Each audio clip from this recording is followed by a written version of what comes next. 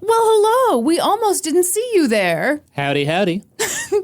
We're taking the month of June off, but we are bringing you some of our favorite bonus episodes in the main feed this month. And this one is pretty special. It's about 7 sisters with glorious, beautiful hair who took the world by storm. Kristin, you refer to them as the original Kardashians. Yeah. No lies were told. I think when you listen to this episode, you'll be like, well, goddamn, she made a good point there. It is a very strange story.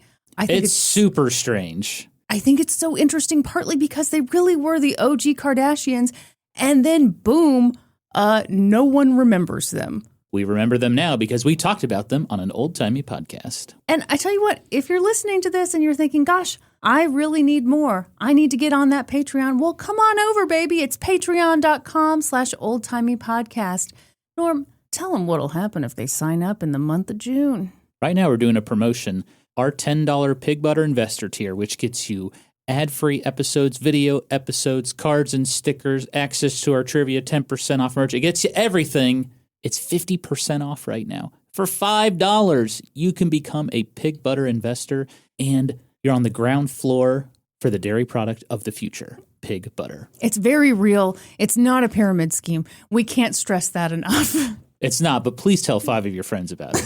Just for fun. Just tell them about it. Anyway, patreon.com/oldtimeypodcast. We're still doing stuff in the month of June. We're putting out a bonus episode. We're still doing trivia.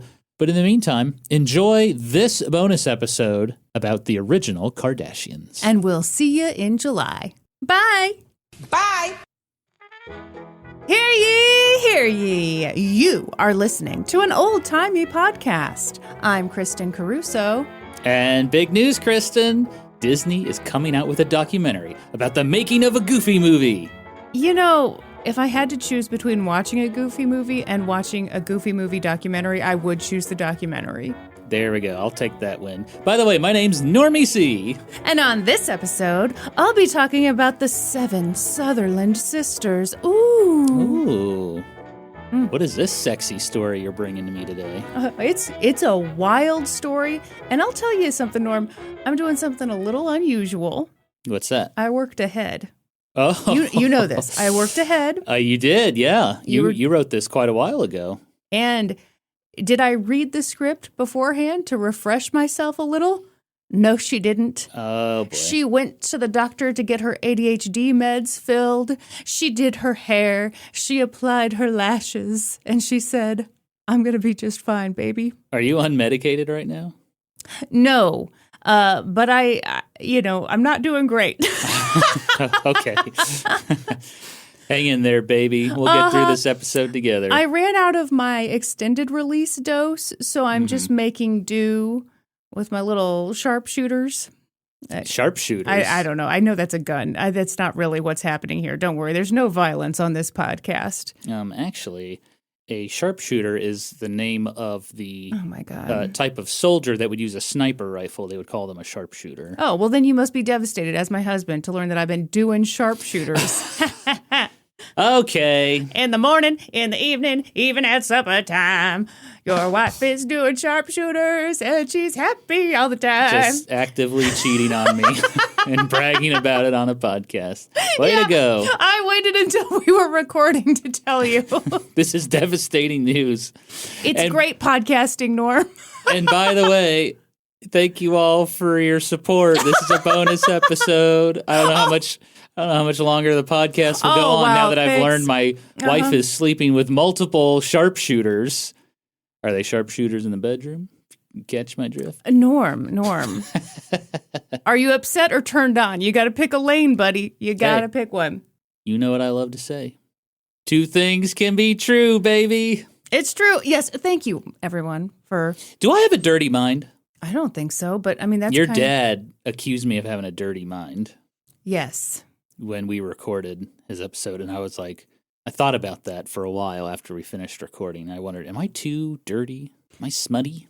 Are you self-conscious now? Absolutely. That's me 24/7, though. Okay, well, I mean, here's the thing. Maybe this is an issue of the blind leading the blind here. Because Yeah. I said sharpshooters, I turned it into a joke about me banging dudes all day long, right in your face. Right. And For yet, your ADHD. And yet, here we sit, and I'm saying, no, Norm, you're not dirty at all. Mm-hmm. I think my dad wasn't prepared for you to say, hey, don't call yourself DP. That means double penetration, sir. Right. Yeah. Yeah. Which I thought everybody knew about, but I guess... Not everyone has a filthy mind like you, Norm. Well, that's what he said, basically. Not everyone goes to the dark corners of the internet. Some people just use the internet for online shopping. You don't have to go to reconnecting with old friends. You don't have to go to the dark corners of the internet to learn what a DP is. Just saying.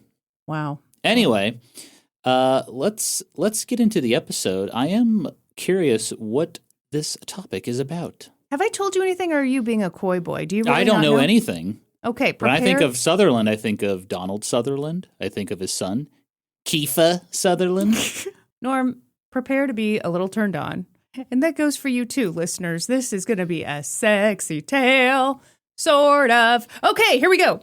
Thank you to a local frog in the Discord for suggesting this story. Oh, we love a local frog. A loyal history hoe. Them foreign frogs we're not big fans of. Yeah. Right? Yeah, we're deporting them. Oh, okay, great. Glad you could bring that up. Picture it! The year is 1881, and we're at Atlanta's International Cotton Exposition and World's Fair. Ooh la la. Ooh, a World's Fair? Yeah. We love World's Fairs here on an old-timey podcast. And we're about to see one hell of a show.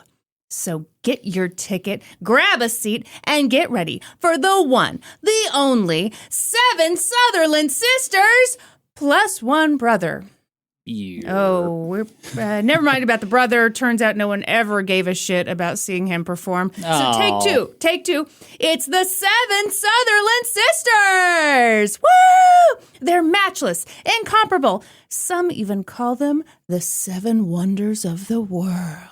Really? Oh. Are they twins? I guess they wouldn't be twins. My Are they? God.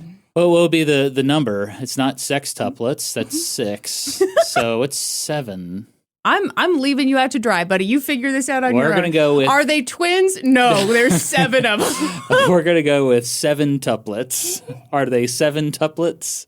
No, sir, they are not. So they're sisters. Yes, they are the 7 Sutherland sisters. You can be sisters. Joe, don't cut any of this. It's all pure gold. What's the age gap between the sisters? Is it okay if I tell you this tale? I guess. Okay. You know, the other thing is, I really don't know where in this script we're going to find that answer, but I know it's in here. So I'm asking the hard-hitting questions. No, you're not. Anyhow, buckle up, Norm, because this is the sexiest show in town.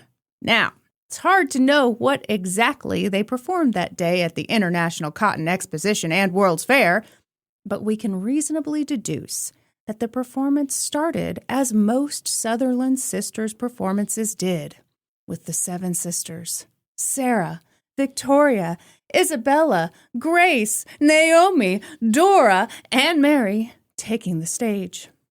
The ladies ranged in age from 18 to 36. Oh, they're much older than I thought. Oh, well, I am so sorry that 18 to 36 is old and haggard to you, sir. I'm just thinking... Canceled.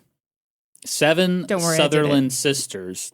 The charm would be, they're cute kids and they're all sisters and they're dancing and singing. What a lovely show. Oh, I'm about to lock you up for that comment because I started this by saying it's the sexiest show and you're expecting children. You, sir, disgust me. No. Wait a minute. Lock him up. Lock him up. Wait a minute. Uh-huh. I just thought they would have started in show business as kids and of course they would get older as adults. Yeah, maybe they did. But right now, I'm telling you, it's 1881, and you're about to see the sexiest show at the fucking Cotton. Sorry, I don't know why I cussed. That was unnecessary. You know what? Just call the police. I'm done recording this podcast. Just come arrest me. I'll plead guilty. Show up, you're like, just found out my wife's been banging all the sharpshooters. Also, I said some problematic stuff. Yep, and I have a dirty mind. Just go ahead and lock me up. So the ladies ranged in age from 18 to 36. Sorry, Norm. All right, that's enough. They wore crisp white dresses. They had their thick, dark hair pinned up.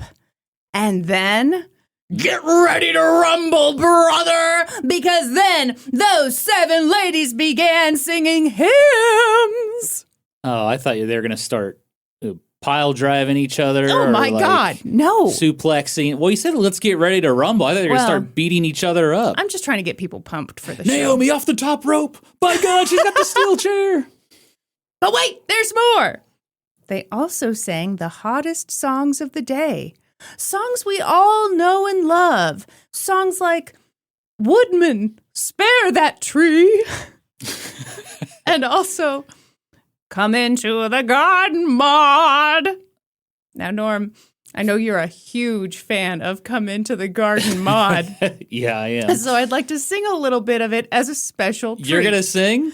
I am. And you know what's funny is I looked it up online. I kind of memorized the tune, but that was weeks ago. So we're just going, you know. Your ADHD brain, that is long gone now. Now sing along with me at home if you know it. And I know we all know this. Here we go. Come into the garden, Maud, for the black bat night has flown. Come into the garden, Maud, I'm here at the gate alone. Now. Let me start again. Is this the... No, hang on. Let me Is this the bridge where Kendrick Lamar comes in?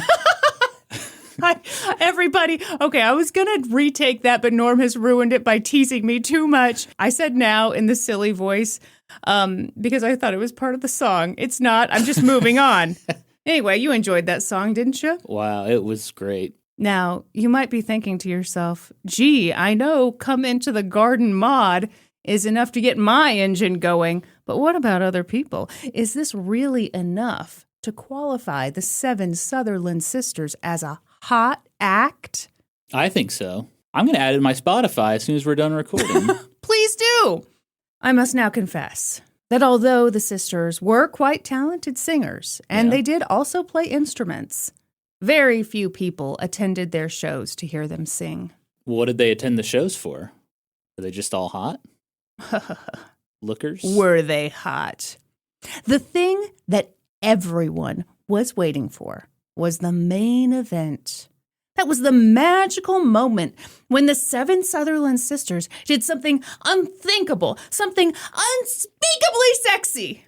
It was that moment when the 7 sisters turned in perfect unison so that their backs faced the audience, and then, again, in perfect unison, they'd all unfurl their hair, and oh my, their hair, there was so much of it. It tumbled and tumbled down their necks, their backs, their pussies, and their cracks, and down their thighs, their calves, and oh, glory of glories, their hair swept down to the floor. It went past the stage into the orchestra pit. Really? It was an incredible sight to see. All 7 sisters had very long, thick hair, a combined 37 feet of hair just hanging there all sexy-like. Wait, hang on. I'm going to do the math here. Sure. So each one had hair about 5 feet long? Yeah. Wow, that is a lot of hair. It's a ton of hair. Mm-hmm. When they did that final act, the audience went nuts. Woo! Oh, my God! Oh, I love it! Ah! Boner time! This is entertainment back then? Yes, what I have long hair. Oh, it's not just long hair. It's like down to their feet. Yeah, that's long hair. And there's 7 of them. Okay. And they're singing to you. You said no one gave a shit about the singing. I'm just saying it's not the main draw. Mm-hmm.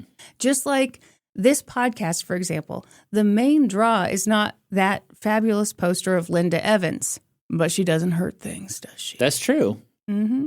Now, this might not sound like much to you, Norm, but in the Victorian era, seeing a woman with her hair down in public was kind of unheard of. Pretty scandalous.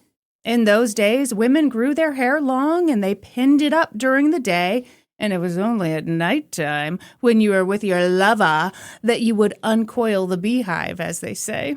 Is that what they say? That's what no one says.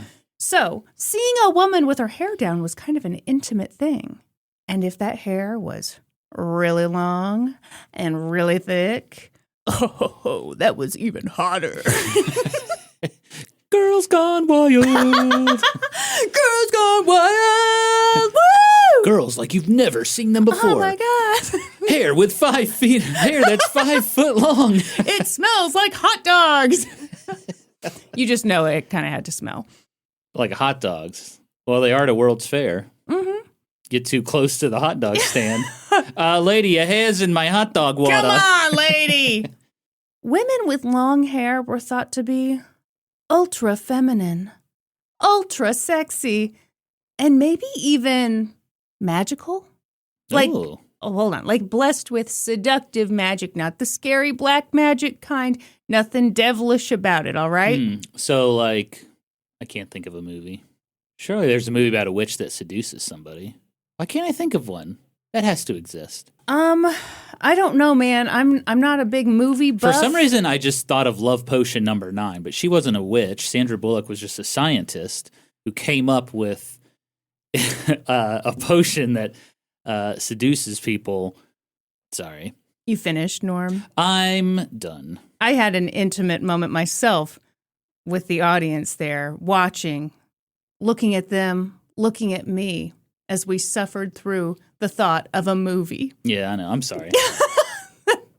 So that's why, in their day, the 7 Sutherland sisters were major celebrities.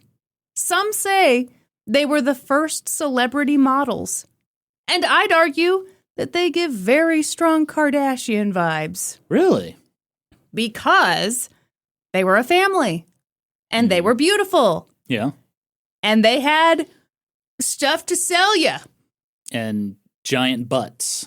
You wish they had giant butts. No, it's all about the hair. It's strictly hair. I don't know how into butts people were in the late 1800s. Future topic? Butts? Butts? I mean, you covered testicles. Why would I think that you couldn't cover butts? We'll get to everybody part. Norm's 17-part series on butts. And toward the end, it becomes clear that you're really just doing it out of your love of butts and not because there's actually more to talk about. Yeah. But the people are into it, and they've come to really love you, so they put up with it. Well, I appreciate it. So they had stuff to sell. After all, how could you go to a 7 Sutherland sisters show and not take home a souvenir?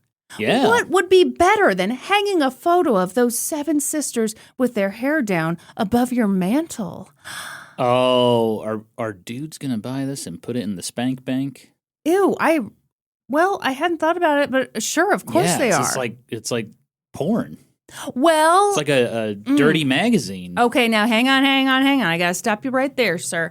And I know this comes later in the script. I'm pretty sure, like 70% sure. But one of the reasons why they sang hymns and they were very careful about their venues was they wanted to walk the line of still being seen as respectable ladies. Okay. So, yeah, they're super hot, but also they're boss babes, okay? Maybe some people put it in their spank bank. Maybe some people put it above the fireplace. Who knows? I'm about to bust. Oh, gross. But that was perfect. Right. And if you had a favorite sister, well, who could blame you, my friend? Perhaps you gravitated toward the oldest Sutherland sister. That would be Sarah. She was the sensible one. She was the leader of the pack. She had a good sense for business, and she never went anywhere without her Bible. This is like a girl band. It is. You know, like from the 90s, like Bewitched or the Spice Girls. Oh, my God. If only the Spice Girls had stuck around for as long as the Sutherland sisters. How long did the Sutherland sisters hang around for? Oh, you're going to find out, buddy boy. Unless I tragically forgot to finish this script and thought I'll get around to it. And then I thought, actually, I did the script. We'll find out when we get to the end of this story. Thank God you're getting medicine. Tragically, though, Sarah had the shortest hair of them all. Damn. 'Twas merely 4 feet long, which is why in all of their pictures they put Sarah in a chair so that her hair would still touch the floor. Oh, tricky. Mm-hmm. If you're looking for someone with a little more spice, perhaps you'd like the second oldest sister, Victoria. Ooh. Named after Queen Victoria, she was brash. She spoke her mind. She 'twas the Khloe Kardashian of her day. Then there was Isabella. Isabella didn't quite look like the other sisters, but she did have long hair. So You're in. that was good. Oh, one thing. Psst. Yeah. She had a secret. What? She wasn't religious.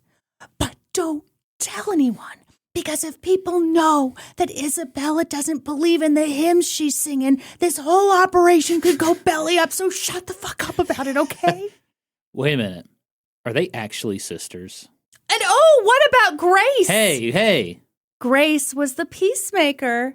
She was the chatty Kathy. She was funny. And when things got rough, she was the glue who held the family together. You didn't answer my question. Are they actually sisters? In fact, I did not answer that question. She had bright blue eyes and 5 feet of flaming locks of auburn hair, and I cannot compete with you, dear Grace. Oh, wow. Did you hear that? That was Naomi. She had the best singing voice of all the sisters. Plus, she had big, pleasant hooters. Oh. And thick, curly hair. It was super curly in the front and less curly in the back. I don't see how she was the hottest one, but people tell me she was. So, okay. Oh, actually, nope. Here we go. Here comes the hottest one. Holy cow, have you seen Dora? She was the hot one. She was very cute. She had Was Dora the youngest? No, I'm still working through them. Oh. I'm just trying to tell you how cute Dora was. She had one of these noses that did like beep. Oh, I love those. like a little Who from Whoville. Like a little beep. My nose used to do it years ago. A little curl up. Yeah, it was up a a little adorable, like a little bit of a pig, but not quite. Yeah.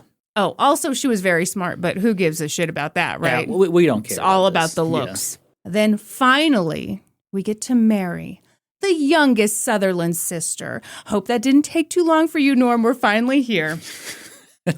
Mary didn't have good stage presence. She was not a great singer. She had big emotional outbursts, and she could be difficult. These days, we would say that Mary was dealing with mental illness, but back in old-timey times, doctors generally agreed that Mary's long hair was weighing down her brain and therefore making her cocoa bananas. That makes a lot of sense. Yeah, great for her. That's some great medicine right there. Great science. So there was something for everyone in this tight-knit, long-haired band of sisters. They were all sisters. Are you sure? Yes, but it's a little more complicated than that. That's why I was being a little cagey with Some you. adopted? Half sisters? Oh, you're really sniffing it out, aren't you? That's right. At the height of their fame, the Sutherland sisters were rich. They were admired. People wanted to be around them. And that was pretty wild considering how they'd all been raised. By the way, do you want to look up a picture of the 7 Sutherland sisters? Hell yeah. You really need to. Hope I don't get too turned on. Yeah, we might have to pause this podcast. 7 Sutherland sisters. Yeah, just go to images. You are going to... Oh, my. It's a treasure trove. They do have long hair. I mean, yeah, it's not false advertising. Okay. Yeah. Oh, my. Oh, turned on? Norm, you need a minute? No, I'm good. Yeah, that is some wicked long hair. But you see how in the posing, some of them are standing. Yeah, some are sitting. Mm-hmm. 2 are like facing each other in Yep. one of these photos. Yep. And then there's like a dude there. Is he the dad or the brother? He's the dad. Okay. Does he need to be in the photo? No, get the hell out of there. But no, and he looks pretty young. Maybe it's just an old-timey photo and I can't tell. I was going to say, I'm not looking at really high-quality images. Yeah, they were working on it back then. The Sutherlands grew up on a turkey farm in Cambria, New York, near Niagara. Oh, my God! I can't say it scared the shit out of me. It surprised the shit out of me. That's what they heard all day, every day. Honestly, there is nothing more startling than a turkey impression. Yeah. Honest to God, I think of all the noises you could have made, nothing would have startled me more. And I said the word turkey, so I should have been a little prepared for it. What if I just screamed into the microphone? I know. Would a turkey gobble still been worse? I'm not really sure, but please don't try it. Anyway, they were on a turkey farm. Yeah. Oh, you don't do it when you're cute. Okay. Well, it's not fun anymore. All right. In Cambria, New York, near Niagara Falls. Nice. That's my waterfall impression. Very good. And boy, did that turkey farm not make money. They grew up poor. They Damn. were social outcasts. And their dad, Fletcher Sutherland, was a real piece of work. Fletcher had always thought that he was hot shit because his dad had actually been hot shit. Mm. Okay, so his dad had been a minister and he'd become a colonel in the War of 1812. Damn. And he'd actually been the one to purchase the turkey farm. You talk about a name you don't hear anymore, Fletcher. I think Fletcher's a really cool name, which upsets Really? me because I don't like this man at all. Fletcher. I don't think that's a cool Fletcher name. Sutherland? I think that's kind of cool. I'm just talking first name, Fletcher. I don't think that's a good name. You know, it's funny. It's one of those names. I guess the more you say it, it does sound a little like something that would get caught in your throat. And Yeah. you'd have to cough up. Or like something you puke up. Sure. About to fletch this taquito I ate at the gas station. About to fletch it up, boys. What about a turkey leg? Make it old-timey.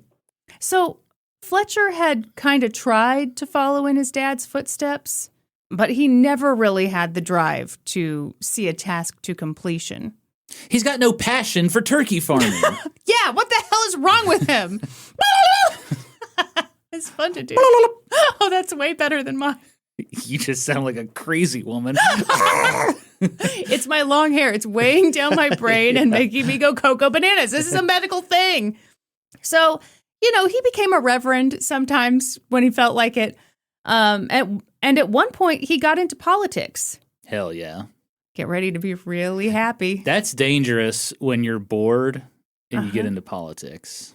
Why? Maybe you're just wanting to make the world a better place, Norman. No. Maybe you think I've got some good ideas out here on this turkey farm and I'd like to force other people to deal with those ideas. Oh, boy. Let's hear about his great ideas. Well, you should know that he hitched his wagon to a star. He worked for a brief while for a president. Ooh. I'll give you a hint. You would not be impressed by this president.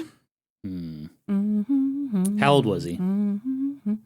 The president or Fletcher? Fletcher. I don't know either answer. Shit. Well, I mean, there was a lot of presidents during this time period. Come on. I'm just going to name some shitty ones. Yeah. Franklin Pierce. Nope. James Buchanan. That's the one. Oh, Yep. the drunk cockatoo motherfucker. Yeah, Fletcher was James in there Buchanan. probably drinking too. Who knows? The truth was, Fletcher was kind of lazy. He was kind of sleazy. He married a young woman named Mary Brink in the mid-1800s, Brink. and they started having children. Did you ever see Brink? Disney Channel original movie? The skaters? First of Soul all, Skaters. There's nothing we can't do. Norman, Yeah. no one memorizes Disney Channel original movies quite the way you do. So I even beg if to I had differ. seen this film, I don't think I'd be able to confirm. Also, this is kind of a sore spot because when we moved back to the United States from Mexico, we were on a tight budget. We didn't have cable. You didn't get Disney It was Channel. a tragedy. That sucks. It did suck because the Disney Channel rocked, as did Nickelodeon. Instead, I was stuck with 38 family greats and, whatever else came on. It was terrible. Well, I would love to rewatch Brink if you want to watch it with me. I think I'm busy that night. Oh, you're busy with those sharpshooters. Yeah, the sharpshooters are very demanding. Sorry, I can't watch Brink with you. I'll be hanging out with multiple sharpshooters. You know what would be more likely is that the sharpshooters are like, wait, he's watching Brink Oh, he's in there? watching Brink? I love that movie. And then I just sit there alone, brokenhearted. Okay, so this turkey fucker married Mary Brink. We don't know that he fucked the turkeys. Oh, he did. Okay. And in the mid-1800s, they started having children. And Fletcher definitely cheated on Mary. He said, wow, I could never have a kid with a turkey, but the human. Good Lord knows I tried. Good grief. He had an affair? Oh, yeah. Damn. It's widely accepted that he had children outside of their marriage, And if the rumor mill is true, some of those children came from Mary's sister, Martha. The sister? Yeah. Shit. So it's now believed that 2 of the 7 Sutherland sisters, Isabella and Dora, were actually Fletcher and Martha's biological children. We're going on Maury with this. I think the evidence is actually pretty strong on this. When both girls were born, Martha temporarily moved away from the turkey farm. And later... Wait, Martha was living with them? Yeah. So she moves away. And later in the census records, Isabella and Dora were listed as Mary and Fletcher's adopted daughters. Oh, they're definitely. Absolutely. Yeah.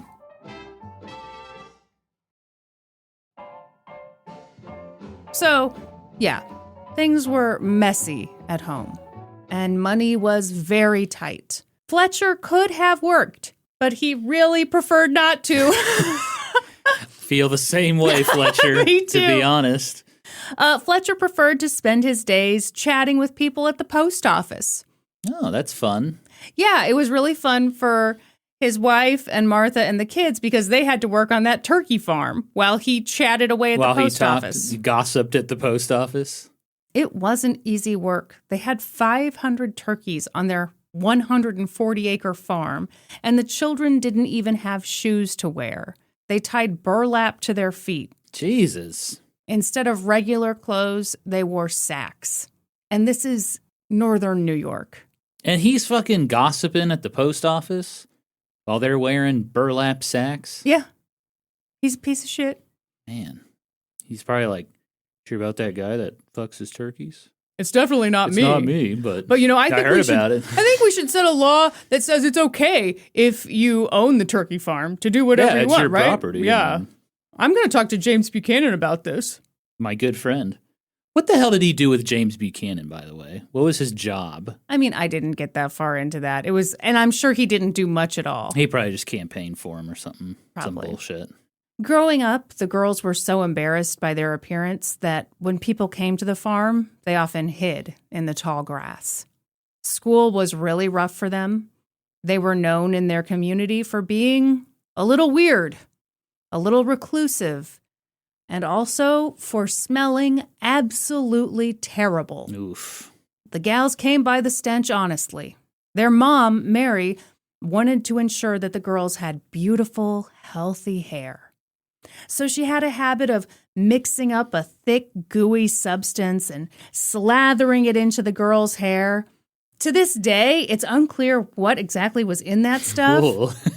But what is crystal clear is that it stunk to high heaven, and it made the girls into even bigger social outcasts. I wonder if it was like turkey guts. I honestly, who knows what was in this stuff? But it also maybe helped their hair grow. I mean, honest to God, I think this is mostly just genetics. Mm-hmm. But maybe it was the stinky substance too. So, despite everything, the girls had great hair. And they also had an appreciation for music. Mary had been a music student when she met Fletcher, and she passed that love of music on to the children. But unfortunately, the children didn't have a lot of time with their mother. Mary died a few years after giving birth to her youngest daughter, who, again, for the sake of making this super confusing, is also named Mary. Yeah. And wow, with Mary gone, there was no one around to reel Fletcher in. And boy, did Fletcher need to be reeled in. Mary's sister Martha was still around as a mother figure, but Fletcher was the one calling all the shots. He didn't get to call the shots. He's not doing shit. He's the man of the house. I know. I'm just It's saying how 18 bullshit blippity it blip. was. That's all. Yeah. Well, you're going to love how this story all ends up. I can't imagine checking our P.O. box and some dude standing there being like, hey, you about that guy that fucks turkeys? But you know what, though? I was thinking about it. I bet back in the day, the local post office was really the place to be. Oh, no, it was. That's where everybody got all their news. Everybody would hang out there. Yeah. It was free. Yeah. That's what I'm saying. Today, it would be weird. If there's a guy wearing a burlap sack in the post office talking to me about rumors of a guy that fucks turkeys. It's definitely not him, though. What would you do? I would just be polite, smile, and nod and leave as fast as I could. I wouldn't even check my P.O. box. I would pretend I was and then leave. You are so full of shit. What do you think I would do? If a man wearing just a burlap sack wanted to talk to you about turkey fuckers, you would not smile and nod. You would just, bye, see ya. Yeah, actually, if I spotted him before I walked in the post office, I would turn right back around and drive away. Immediately, at the first hint of anything like that, you'd be like, goodbye. Yeah, well, never mind. I actually don't want to go to the post office. You might even be like, you know what? I've decided we're going to get a new P.O. box across town, far away from where I witnessed that. It's really inconvenient, but I can never go back to that one. After a while, Fletcher decided that the best way to make some money was to become a stage dad. Oh, yay. Wonderful. Oh. It's what all great parents do. Like a P.T. Barnum kind of guy? Oh, he wishes. Yeah. You kidding me? This is Fletcher we're talking about. This guy has very few good ideas. Yeah, no one can compare to Phineas Barnum. Oh, Phineas. Okay, yeah, starts with a P. Mm-hmm. Boy, my brain really had to catch up with you there. It's okay. Your brain is... a beautiful thing? It's a little unmedicated. it's low on the whatever meth. What ADHD people take? Just pure meth. Thank you, Norm. Yeah, uh-huh. Yeah, just need a little more meth. I get it at the post office from the guy in the burlap sack. So he had the children sing songs in churches and county fairs. In those days, the social norm was that girls who hadn't yet reached adulthood would wear their hair down. So when the girls and their often forgotten brother performed, one sister stood out above them all. It was 13-year-old Naomi. She was the one with the best singing voice. She had a beautiful voice and also long, glorious hair.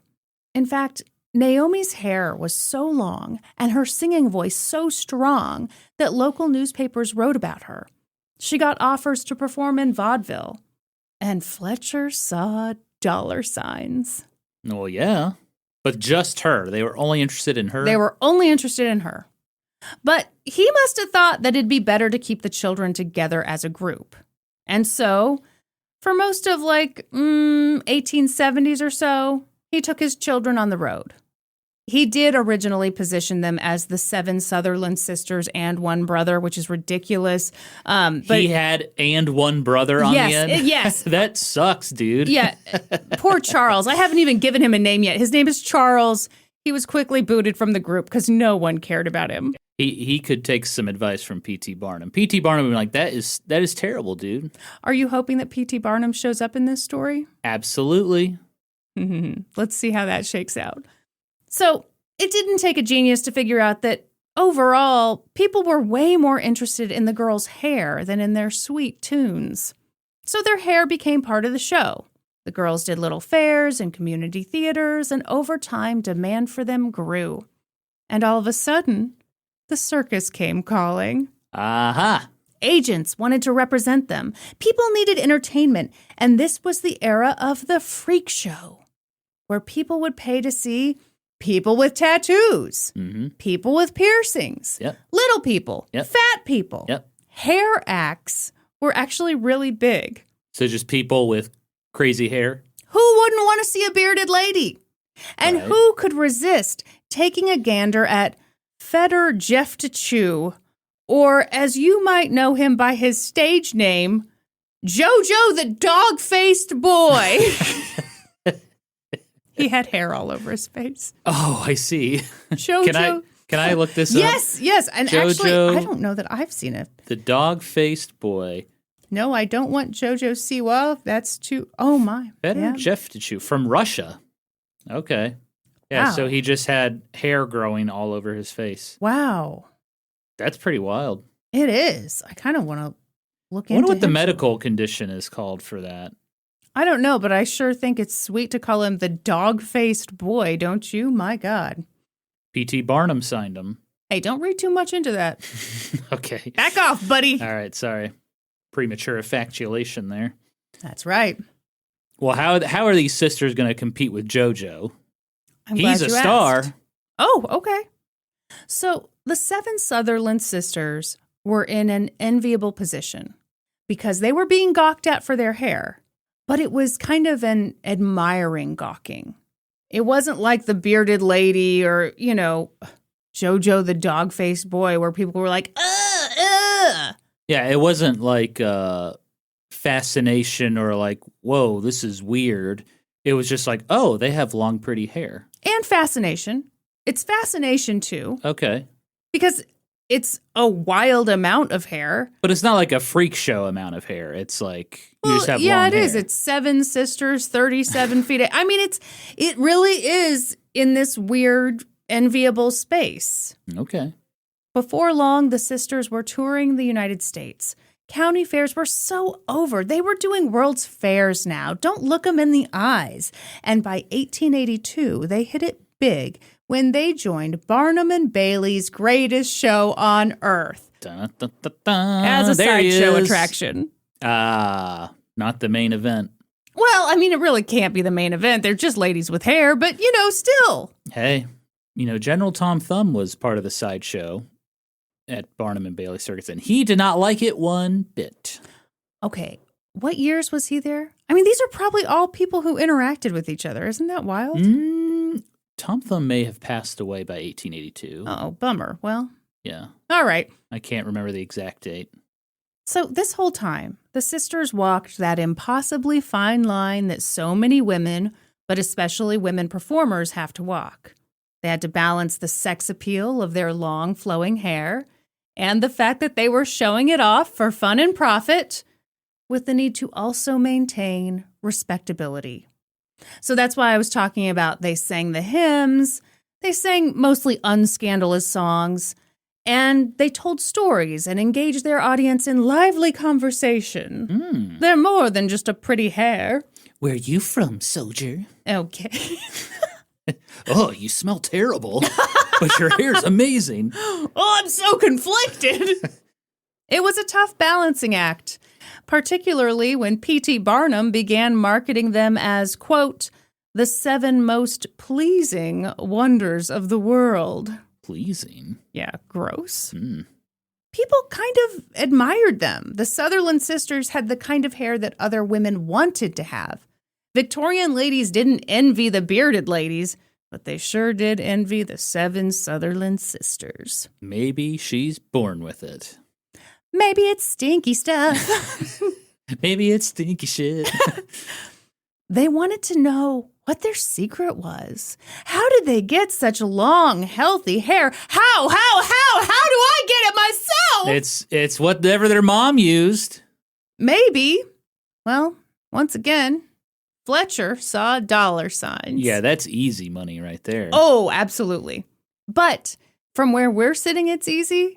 But this really had not been done before this moment. Okay.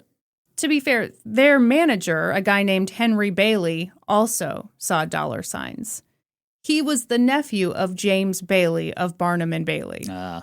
And he was also super into Naomi. And the two of them would eventually get married. What? Mm-hmm. Whoa. Yeah. That's kind of big news. Oh, this is going to get ridiculous. That's front page People magazine news right there. That's right.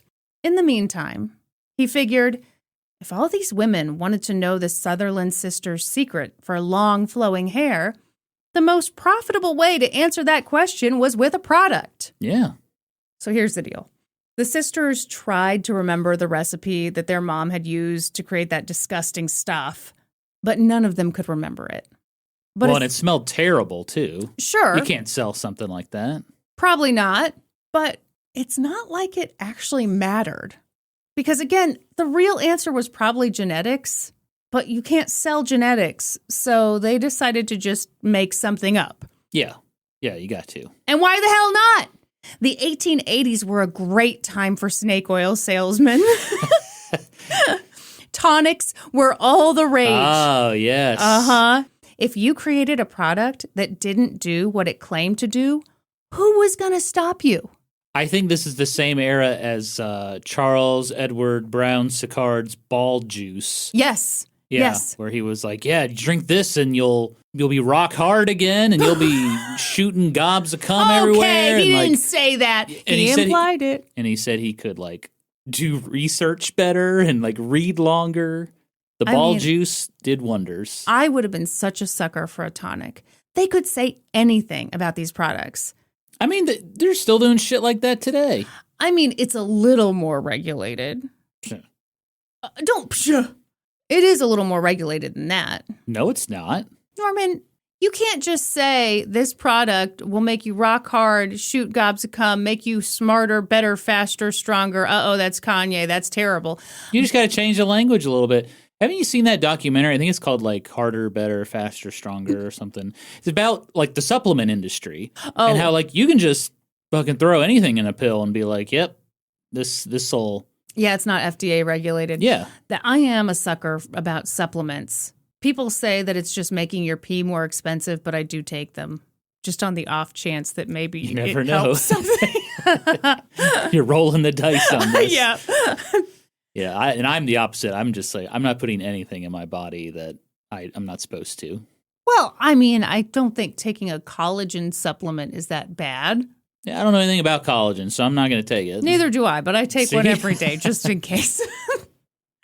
So, Harry Bailey applied for a trademark and founded the Sutherland Sisters Corporation. From there, they created a magical hair-growing potion. Hair growing? Yeah. I thought it was just about I want to make my hair feel soft and Ew, smooth. no. Oh, give me a break. It was for growing hair. Yes. You see that's the easy. Sutherland. You just rub a potato on your skin and you'll grow hair. I just like spat into the mic. Is that what are you talking about with a potato?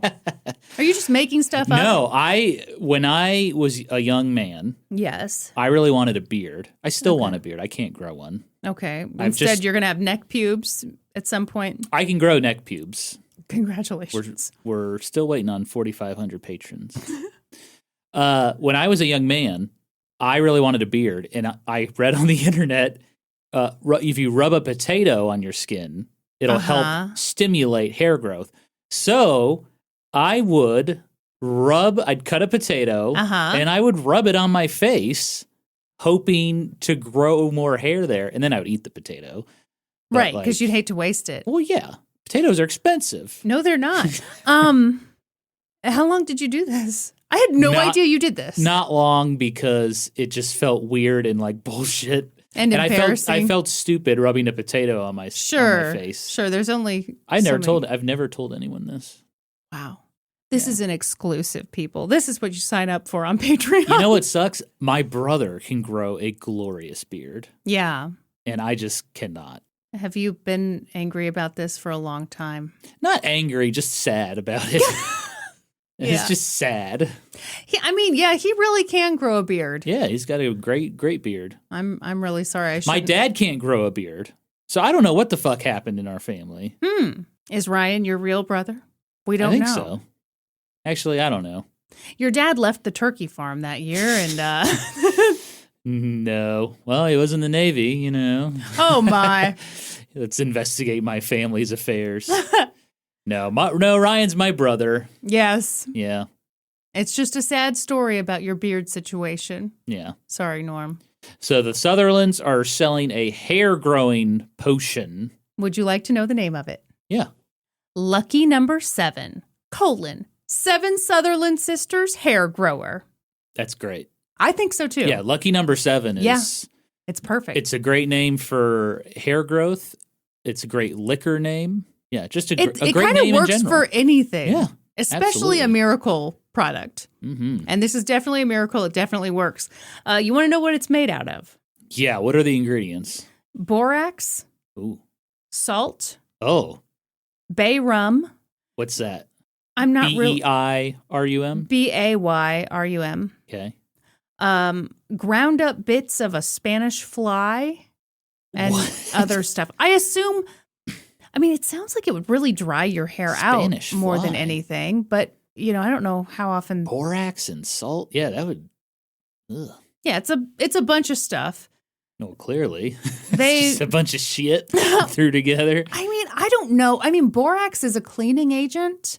Yeah. And It does sound like it would just dry your hair out. I don't know. Why am I trying to defend this made-up tonic from years ago? It's just bullshit. Right.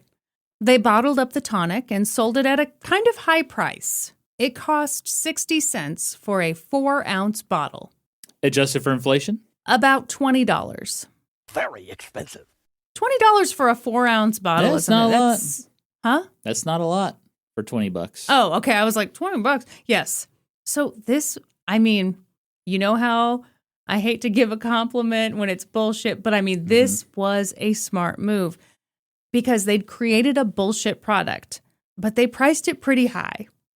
And that effectively made it a product for rich, fancy people. Yep. But also for middle-class people who were willing to sacrifice a big chunk of their paycheck to get longer hair. This is just like the ball juice tonic. Same thing. Ball juice tonic? Yeah, the brown Sicard, he was like, I have erections. And Yeah, but I thought he was putting testicle. What did I miss? Did he make a little drink for people? So this is pre-monkey testicle transplants. Okay.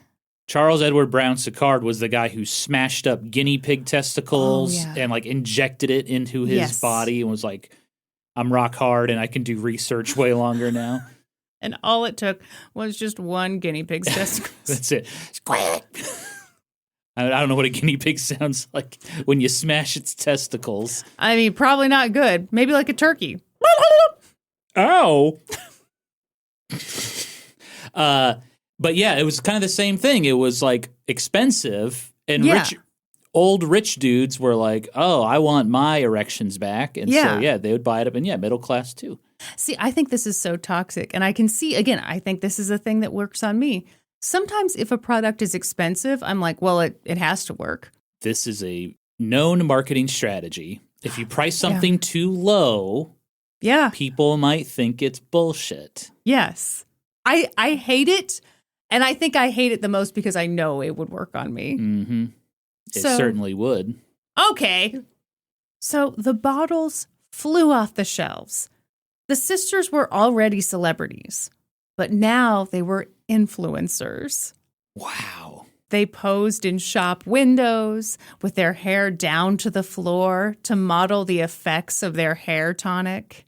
But that created a bit of a problem because just the sight of a Sutherland sister caused such a disruption and drew such a big crowd that a judge asked the Sutherland sisters to stop posing in store windows. Wait, they were literally in the store window? It wasn't like a cardboard cutout? No, like if they were literally standing in a window? If they really wanted to move product, they would travel. And I saw some of the old-timey advertisements. They were really good. So and it was kind of fun to see the local ones because you would see them for every town. So the Kansas City one, it was it came a couple days before one of the sisters would show up to model. And it would be at such and such drugstore, we're going to have one of the 7 Sutherland sisters. And the advertisement was huge. And they would always include a letter from a very real local woman.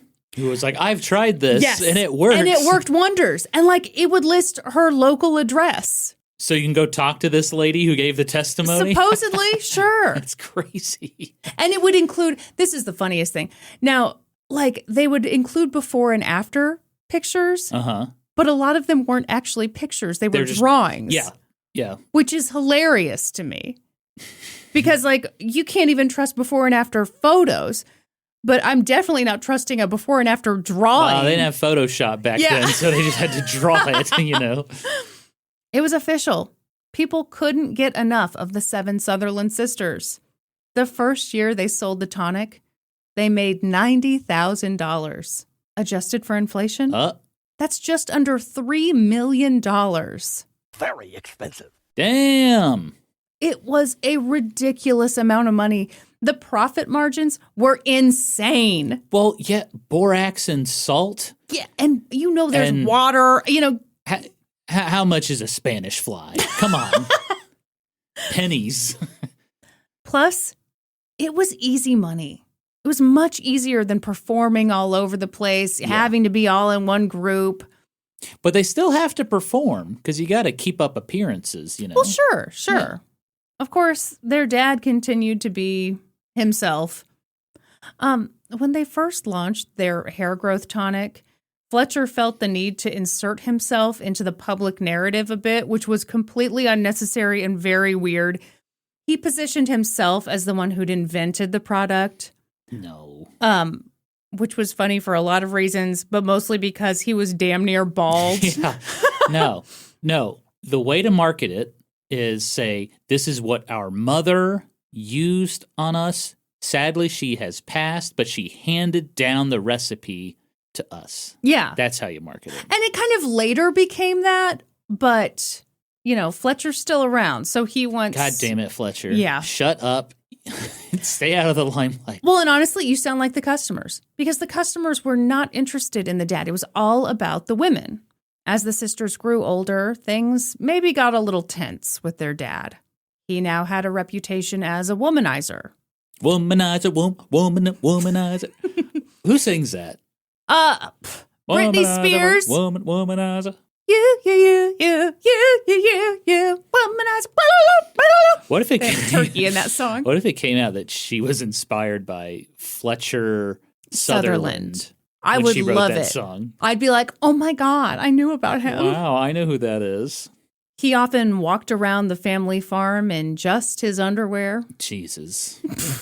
You know what? I'm disgusted by him, and I really like that you're almost more disgusted by him. Well, you said he worked for James Buchanan. That really set me off. That was all you needed. You also didn't like him hanging around the post office. I don't like that either. Quit loitering around the post office. Go home, dude.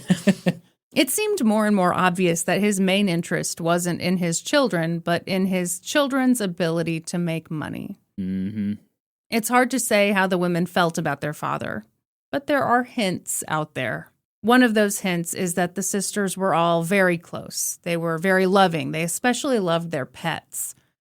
They gave their pets the best, most lavish lifestyles that money could buy. Hell yeah. Now, this is what I live for right here. What did they do? Okay, well, first of all, when their pets died, they went into serious mourning. But when their dad died, not too long after they'd launched the hair care business, all the women were like, oh, no. That is too... I'm sad. Are you sad? What's for dinner? Oh, no. Another hint as to how the women might have felt about their father could be found in how they felt about men in general. Of the 7 sisters, 4 of them never married. Really? Yeah. What's that about? Were they... We'll talk about it. Into ladies? Maybe. Hmm. And of the 7 sisters, only one of them, Naomi, ever had children. With James Bailey? Yeah. Okay, that was highly unusual. And it would be unusual today, right? 7 sisters, only one of them has children. Yeah. 4 of them never get married. That's very unusual. The odds are, odd. Odds are odd. Yeah. What do you make of that? Could it have been a genetic thing where they So, wait, sorry. I'm thinking they couldn't have children, but 4 of them never got married. Right. Yeah, maybe they were not straight. Maybe they were gay or asexual or I don't know. Why? Is this a gotcha moment? What do you mean a gotcha moment? I just think it's highly unusual. I have some theories, but I wanted to get your take. I've noticed, maybe it's the historian in you. Yeah. I've noticed when I'm like, here's a scenario. What do you think? You're like, well, I don't know. I wasn't there. Yeah, that's me. I just, I don't want to say the wrong thing. That's all. Sure. These are just theories. Do I need to turn on put on my petty bitch lens? Yeah, please do. All right, hang on. Think of it through the petty bitch Maybe they were lens. just boss-ass bitches, and they're like, I want all the money to myself, and I don't want to split it with some dude. Fucking finally, Norman. Welcome. Yes, that is one of my theories. It is actually one of my theories. Yeah. Yes. Man, the petty bitch lens worked. It sure does. Buy yours today. $29.99, 10% off if you're on the $10 tier. Make it more expensive so people believe it works. $179.99 for the petty bitch ones. Okay, so I'm going to go through my theories.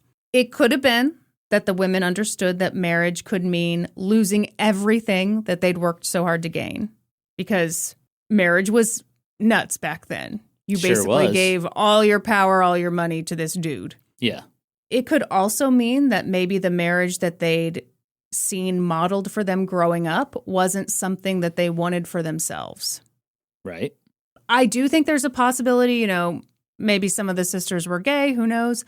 I also think that maybe Fletcher was a really, really, really bad dude.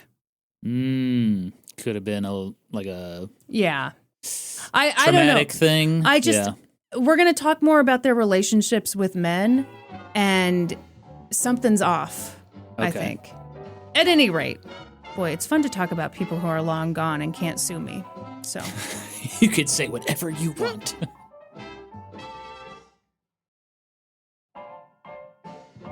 With their dad gone, the women continued to be business cats. Their hair tonic sold so well that they decided to add new products to their line. Hell yeah. Gotta expand, gotta diversify. There you go. They added combs and brushes and scalp cleaners. Accessories, yes. Dandruff busters, hair colorators in 8 shades. Oh. Colorator. Wow. Hair coloring? Yeah. Damn.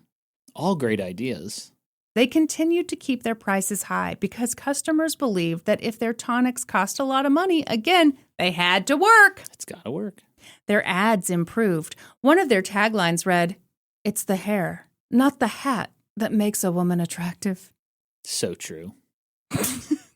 When you see me in my little Adidas running hat, you're like, I want to see that hair, baby. When I first met Kristin, she was wearing a beanie with a little propeller on the top, and I was like, take off that damn beanie.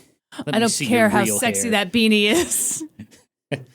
Generally, see, this is the downside to not reading my stuff ahead of time. I'm about to tell you what I've already told you. Sisters would make an appearance at a store, local letter, blah, blah, blah. By 1890, they'd sold approximately $3 million worth of their hair growth tonic, adjusted for inflation. Oh, okay, so this has not been inflated yet. Are you ready? Yeah. Wait, can I guess? Sure. $28 million. I'm sorry, that was so condescending. Am I way off? You wish, buddy. Oh, my God. About $105 million. Very expensive. That's pretty good. Their products were sold everywhere from New York City to Havana. It is unbelievable. The sisters were written about in nearly every publication you can think of. Cosmo, The New Yorker, Reader's Digest, The New York Times.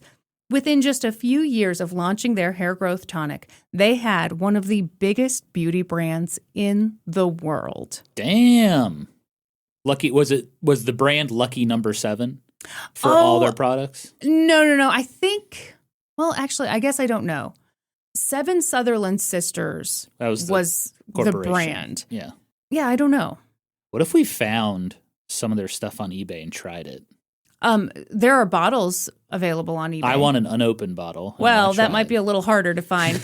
You can also buy the ads where it's the hair, not the hat, that makes a woman attractive. I think it's pretty cute. But life wasn't perfect. In fact, it was pretty weird. Ain't that the truth? People were obsessed with them. Oh. And as their fame grew, people got bolder. They didn't just want postcards or products. They wanted a lock of their hair. Yes. Yep. Yes, they wanted actual strands of the women's hair, not a lock. Right. But something to show the full length. They wanted a full hair. Yes. Oh, boy. A jeweler offered Victoria $2,500 to cut all of her hair off. Oh, that's way too low. Adjusted for inflation, it's $87,000. Yeah, that's not enough. Yeah, she said no. But when she said no, he worked out a deal with her. $25 for one strand of her hair. That I would do. Adjusted for inflation, that's $872. Why not? One strand? Yeah. Yeah. She took the deal, and he went back to his store with the hair. and he attached a 7-carat diamond to the end of the strand and proudly displayed it for all to see. Cool. That is so weird to me. If any history hoes out there would like to buy strands of my hair, I'll give you an even better deal. Yeah, that. you don't even have to adjust for inflation. Just $25 for one strand. $25, Happily. I'll give you one strand, sure. Let's just call it 20 so I don't have to make change or anything. Oh, wow. Yeah. Negotiating against yourself. We love to see it. People were getting weirder. They were more entitled to the sisters' personal space. Don't like this. And in turn, the sisters got a little weirder, too. In 1893, they went back to the turkey farm. They knocked down the log cabin where they'd all once lived. And they built the most wildly opulent Victorian mansion. Is it still around? Hang on, don't look it up. Okay. They wanted it to be big enough to house all of them forever. And so it was. They're all going to live together? Yes. Like the Property Brothers? Yes. Ooh, that's kind of... I know. I think... Well, different time. I'm not going to judge. Here's the thing. It's weird, but it's also like... I think it kind of makes sense when they grew up as these social outcasts, but they had each other. Yeah. And now they've had this experience that few people could ever possibly relate to. And so that just draws them in even closer. And now they've got all this money. Was James Bailey living with them too? We'll talk more about that. This house for some of them became kind of like, again, they're these huge celebrities. Mm-hmm. So a lot of them were traveling a ton. Maybe it's more accurate to think of this as like a headquarters. I'm sure some of them lived there like all the time. Okay. But the house had 14 rooms, 7 of which were bedrooms. They had the first indoor bathroom in their entire town. That's what I was going to ask you. Uh-huh. Plumbing. How many toilets did they have? Just the one. But, I mean, it's wild to think of one bathroom for all those people is opulent, but it was. In this time period, it was a big deal. Yeah, it's so funny to me. You could have the wildest, craziest mansion back in the day, yes, and there would be one fucking bathroom. But it's because it was like a brand new thing back then. Okay, this is me just assuming. I could be totally wrong. But I think so much of it is it's too big of a paradigm shift. You're talking about a time period when everyone had an outhouse. And why would you ever have more than one outhouse? You only ever had one outhouse. Yeah. So it seems natural that, like, okay, now we're moving it inside. You still only need one outhouse. Yeah. You have to, like, evolve and learn. Oh, it sure would be handy if there were 2 of these. Yeah. Because Naomi's in there taking a Mondo Duke. And I've got to take a Mondo Duke now, too. The Chipotle opened up down the road, and now what we really need are 7 toilets. Maybe a spare. It wouldn't be a Chipotle. It'd be like a Boston Market. Boston Market is not going to send you to the toilet like Chipotle will. Whatever. I used to love I beg to their differ, little Kristin. cornbreads. Do you remember? Did you ever have one of those little cornbreads? Oh, yeah. Oh. Boston Market's great. We should go to Boston Market. I haven't been in like 20 years. I have a feeling it's gone downhill. I feel like if it was still good, people would talk about it. Well, that's why we need to go to find out. I don't know that we need to go. Instead of trivia next month, what if we just filmed a like little vlog of us eating a of terrible us meal eating at Boston Market? I will say I do love the trivia. Trivia is a lot of fun. You've done a great job with the trivia. Oh, thank you. Yeah, I'm kind of the producer of trivia, I guess. You're definitely the producer. Yeah. Appreciate it. You're the one who checks all my answers and makes sure I'm not making stuff up. It's true. Although our last trivia, we looked at the summary after the game, and it kind of shows you which questions were considered the hardest. Uh-huh. And out of the top 5, 4 of them were my questions. So maybe I was being a little tricky boy last trivia. Last trivia, like your research for it was better than ever. You put more energy into it than ever. And I just feel like it's because you smashed that guinea pig's testicles and drank the juice. Like that's the only logical explanation. To know that. Oh, I'm sorry. I threw that guinea pig in the trash. Oh, stop. I don't know why you were going through the trash. I just had to have the explanation for why trivia was so good.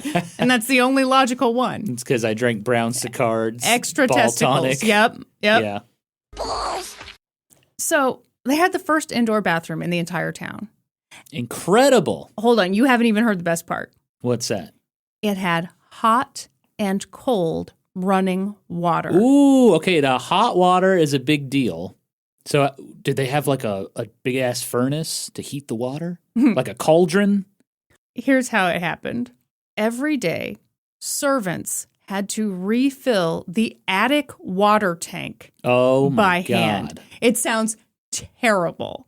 I mean, that would be a hell of a job. In the attic? Yeah. So it's not just it's carrying gravity. water. It's gravity plumbing. Yeah. Okay.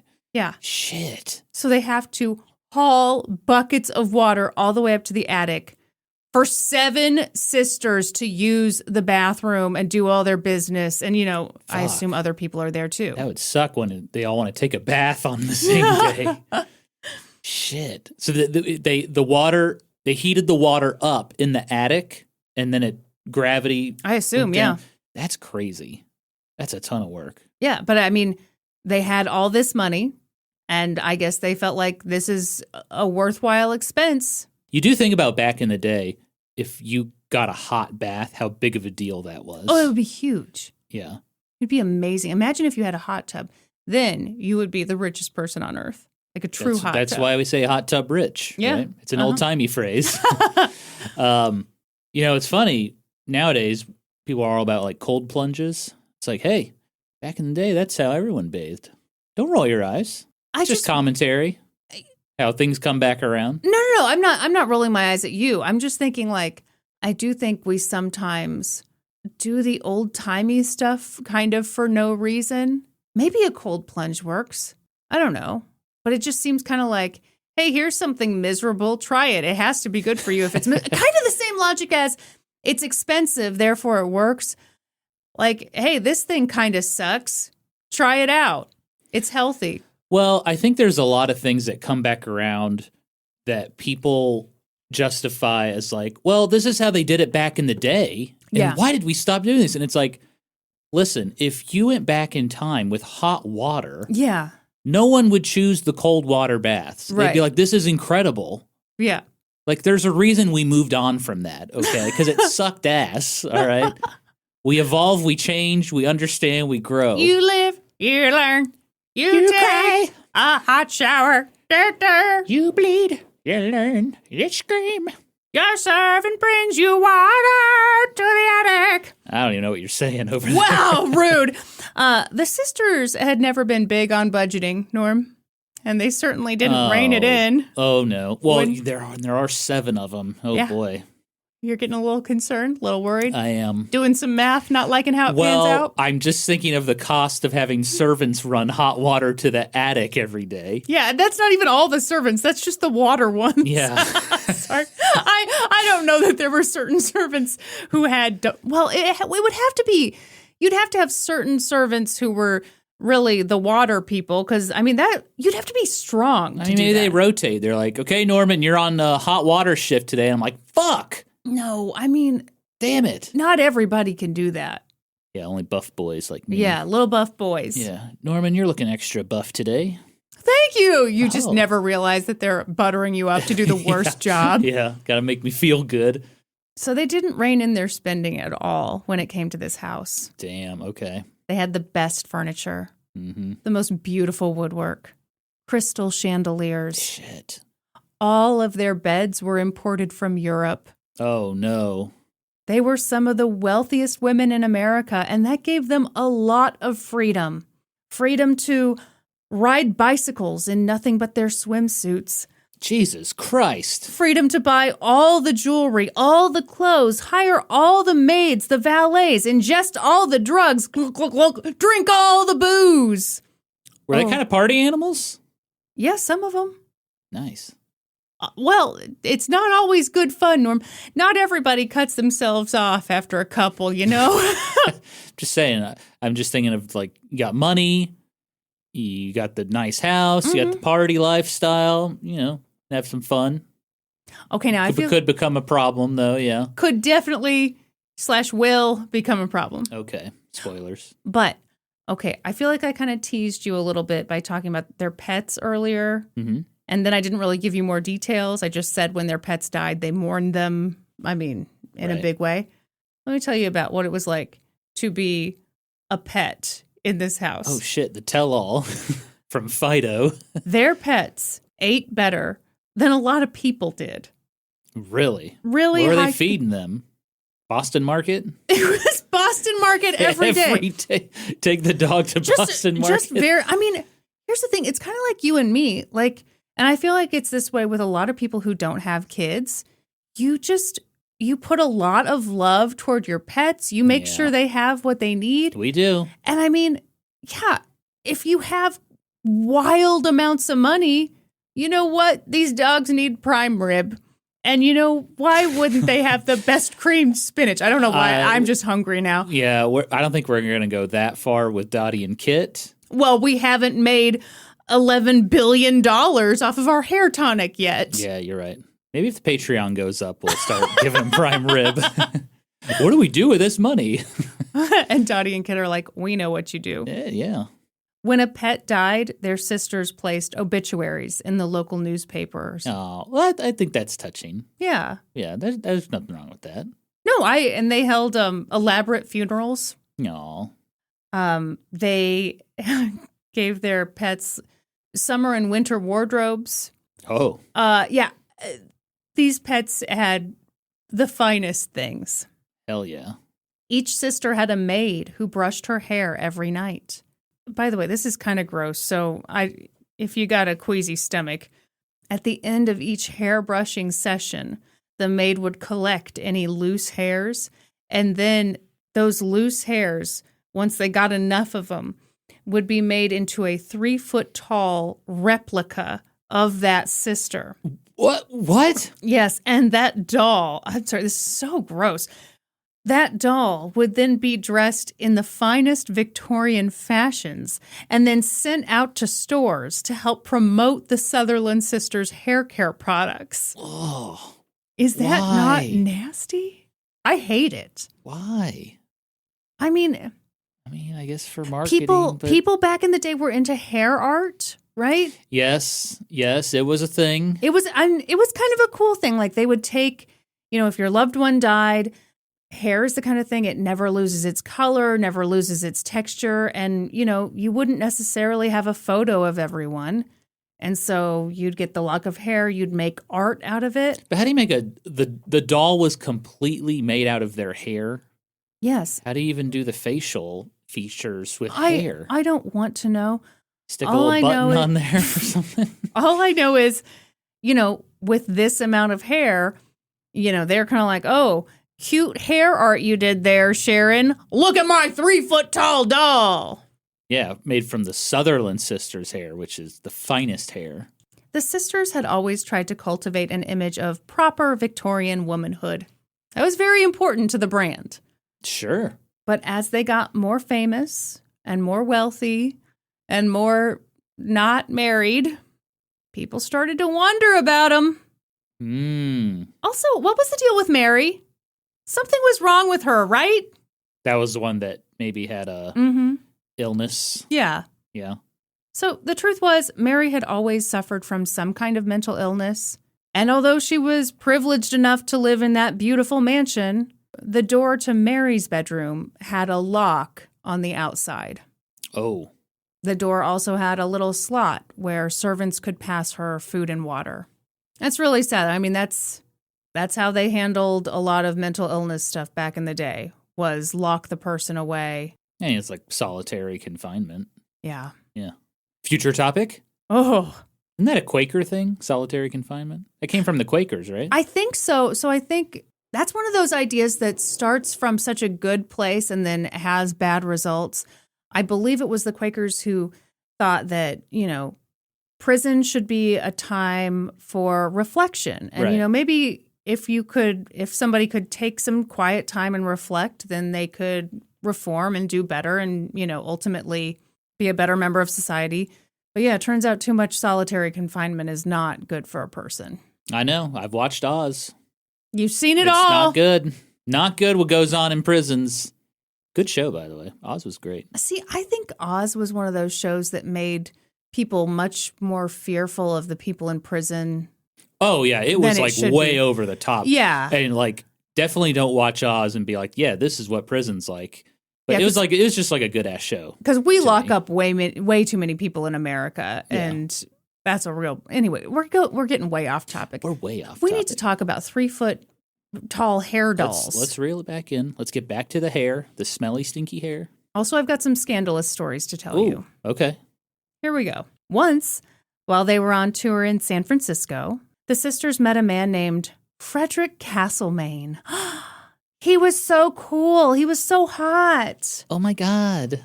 He and Dora, the hot one, were the obvious match. Yeah. They were close in age. They got along great. Mm-hmm. End of list.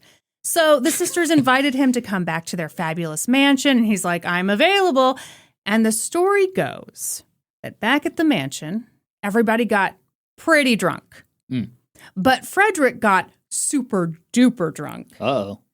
And it was in that drunken stupor that he married Isabella. He married a different sister? She was 40. He was 27. Oh. The neighbors said Uh-huh. that on the carriage ride back from the wedding, Frederick had his arm around Dora. Did he get confused and was like, I can't remember what sister I married? There are a couple theories on this. One of them is that Isabella was being kind of predatory and took advantage of how drunk he was. Another theory is that this was kind of a love triangle and everybody was fine with it. Oh, this is scandalous. I don't know. It got the rumor mill a-going, though. What happens on the turkey farm stays on the turkey farm. Except it didn't. Oh, Kind that's of. right, because it was gossipy. Well, yeah, and I mean, it really fed the rumors more when Isabella and Dora continued to be close, continued to not have a problem with each other. People were like, what the hell is going on? What the hell went on? Uh-huh. So we don't know what was going on, but we do know that the sisters were kind of playing with some fire. Mm-hmm. That same year that they built the mansion, Naomi Sutherland, the sister who'd married Henry Bailey and who was the only sister to ever have children, passed away. Oh. Yeah, she was only 35 years old. Mm. It's believed she most likely died from cancer. Okay.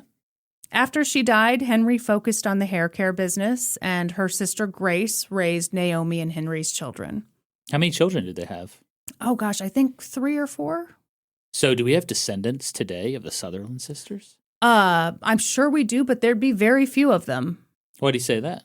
It's only Naomi who had the children. Yeah, but if she had 3 or 4, like you could start a good crop with that.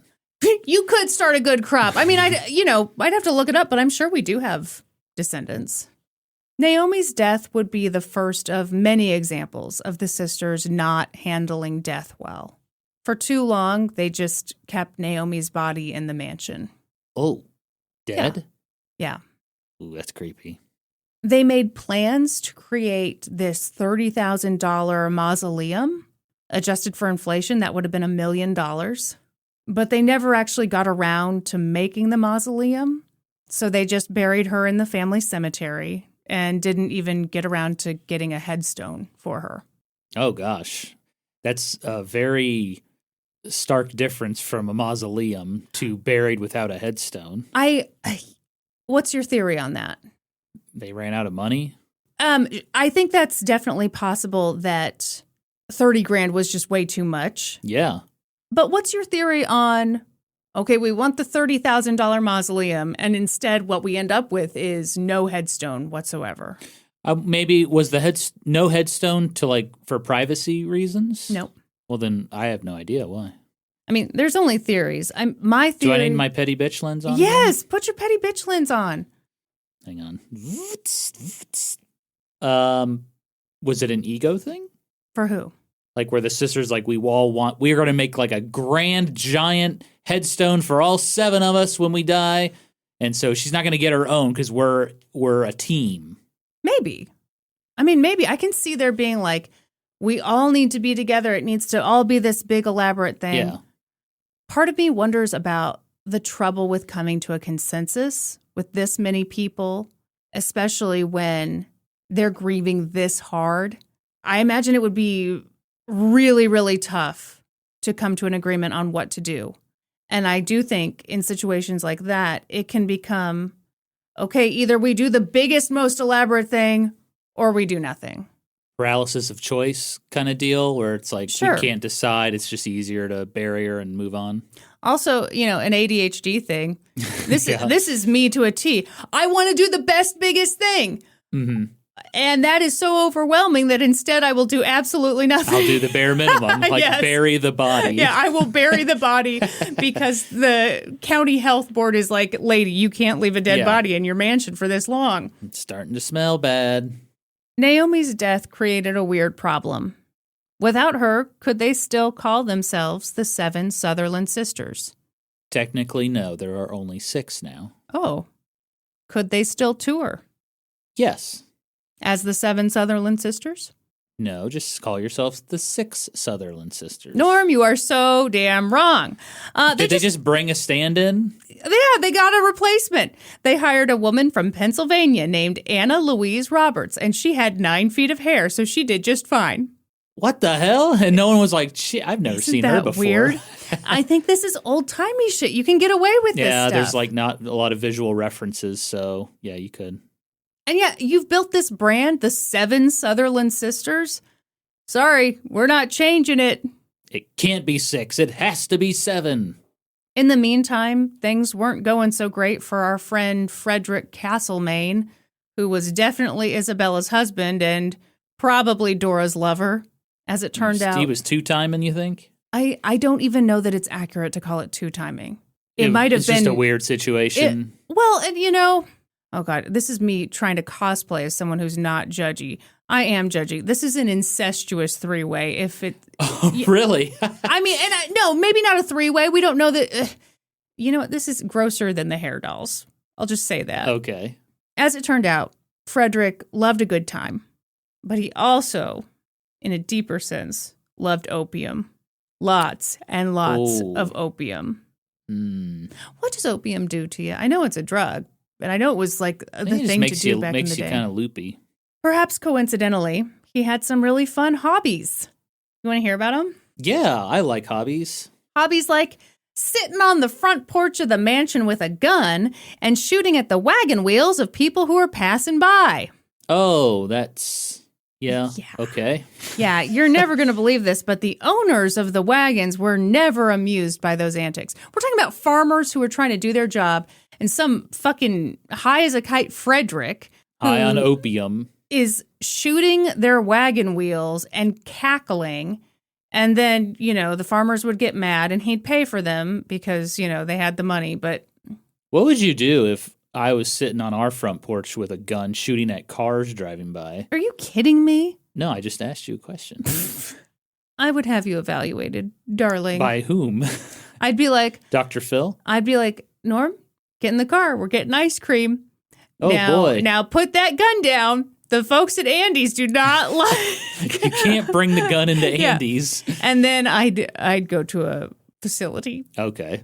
It'd be like, they actually have great ice cream in this place. You're going to love it. Yeah, as they tie me up in a jacket Oh, and God. take me away. I mean, yeah, the idea of me doing that, yeah, there's something going on. Well, yeah. Yeah. I wouldn't just like, Maybe I'm high on opium. to answer your question, that would not be something that I would be cool with. Okay. That's a good answer.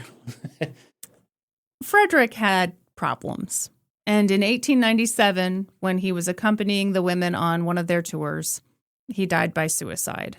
Oh, Yeah. okay. So I think he had a lot going on. Yeah, clearly. Once again, the sisters didn't handle death well. They kept his body in the music room of their mansion in a casket that had a glass dome, but they didn't embalm his body. Hmm. They kept him there for several weeks Oh, until finally the health department intervened and they moved his body into a mausoleum. what do you make of them not handling death well? You think it's from their mother dying? Possibly. I think they had I think that's why I'm so hard on the father. I think they had a very traumatic childhood because a lot of this stuff doesn't make sense to me. Okay.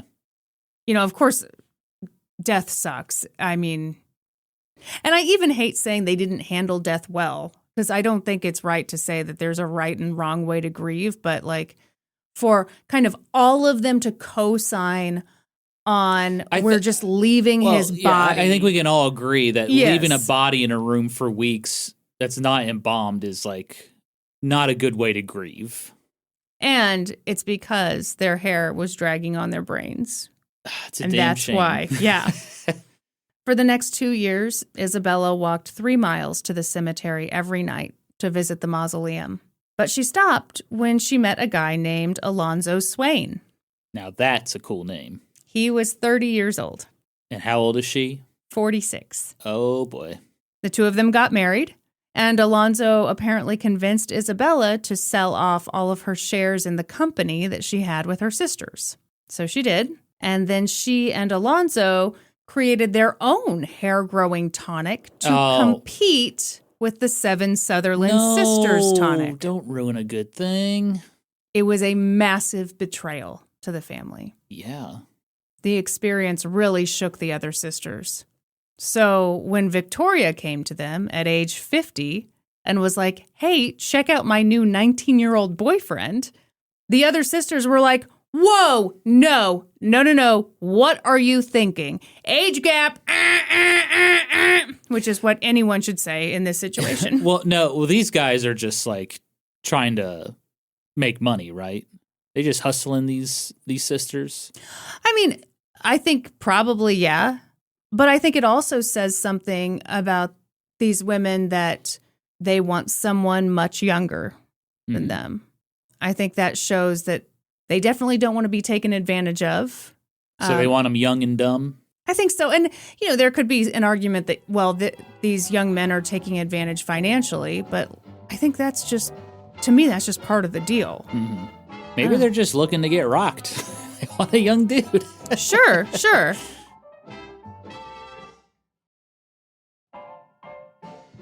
So yeah, the sisters were like, Victoria, get a clue. He's not in love with you. He wants your money. And Victoria was like, nah. And the other women were like, yeah. And they got into a huge fight. And that fight became permanent. Did it split the group up? They kicked Victoria out of the mansion. And it was only when she was on her deathbed 3 years later, in 1902, that her sisters came and visited her again. Now, you just said something interesting. You said, so this is what breaks it all up. Yeah. Soon enough, they hired a woman named Anna Haney to be Victoria's replacement. Yeah. She had 6 feet of hair, but everything was getting so much more complicated. The women were getting older, times were changing, and ridiculously long hair was starting to go out of fashion. Yeah, okay. Their business was still bringing in a lot of money, but not nearly as much as it once had. And the sisters hadn't curbed their spending at all. Yeah. It seemed like everything was slowly falling apart. That guy's still hauling hot water up to the attic. Yeah. I'm going to need a raise. And they're like, we'd love to, but everyone's chopping their hair off now, and we're all screwed.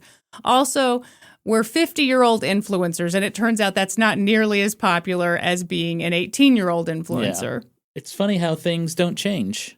What do you mean? I mean, I think that happens in, like, Hollywood today. Or sure. Yeah, like, people get older and their value goes down. Yeah, you kind of have to evolve. Right. So things are falling apart. Isabella had gone off to start her own competing hair tonic, but the formula she had come up with was basically just alcohol, and it failed. It's hard to know, was it the timing was bad, she didn't have the branding, also sounds like she had an inferior product, which is tough to say about another product that was also bullshit, but in the end, Isabella lost everything. She died in 1914 in poverty. She was 62. Damn.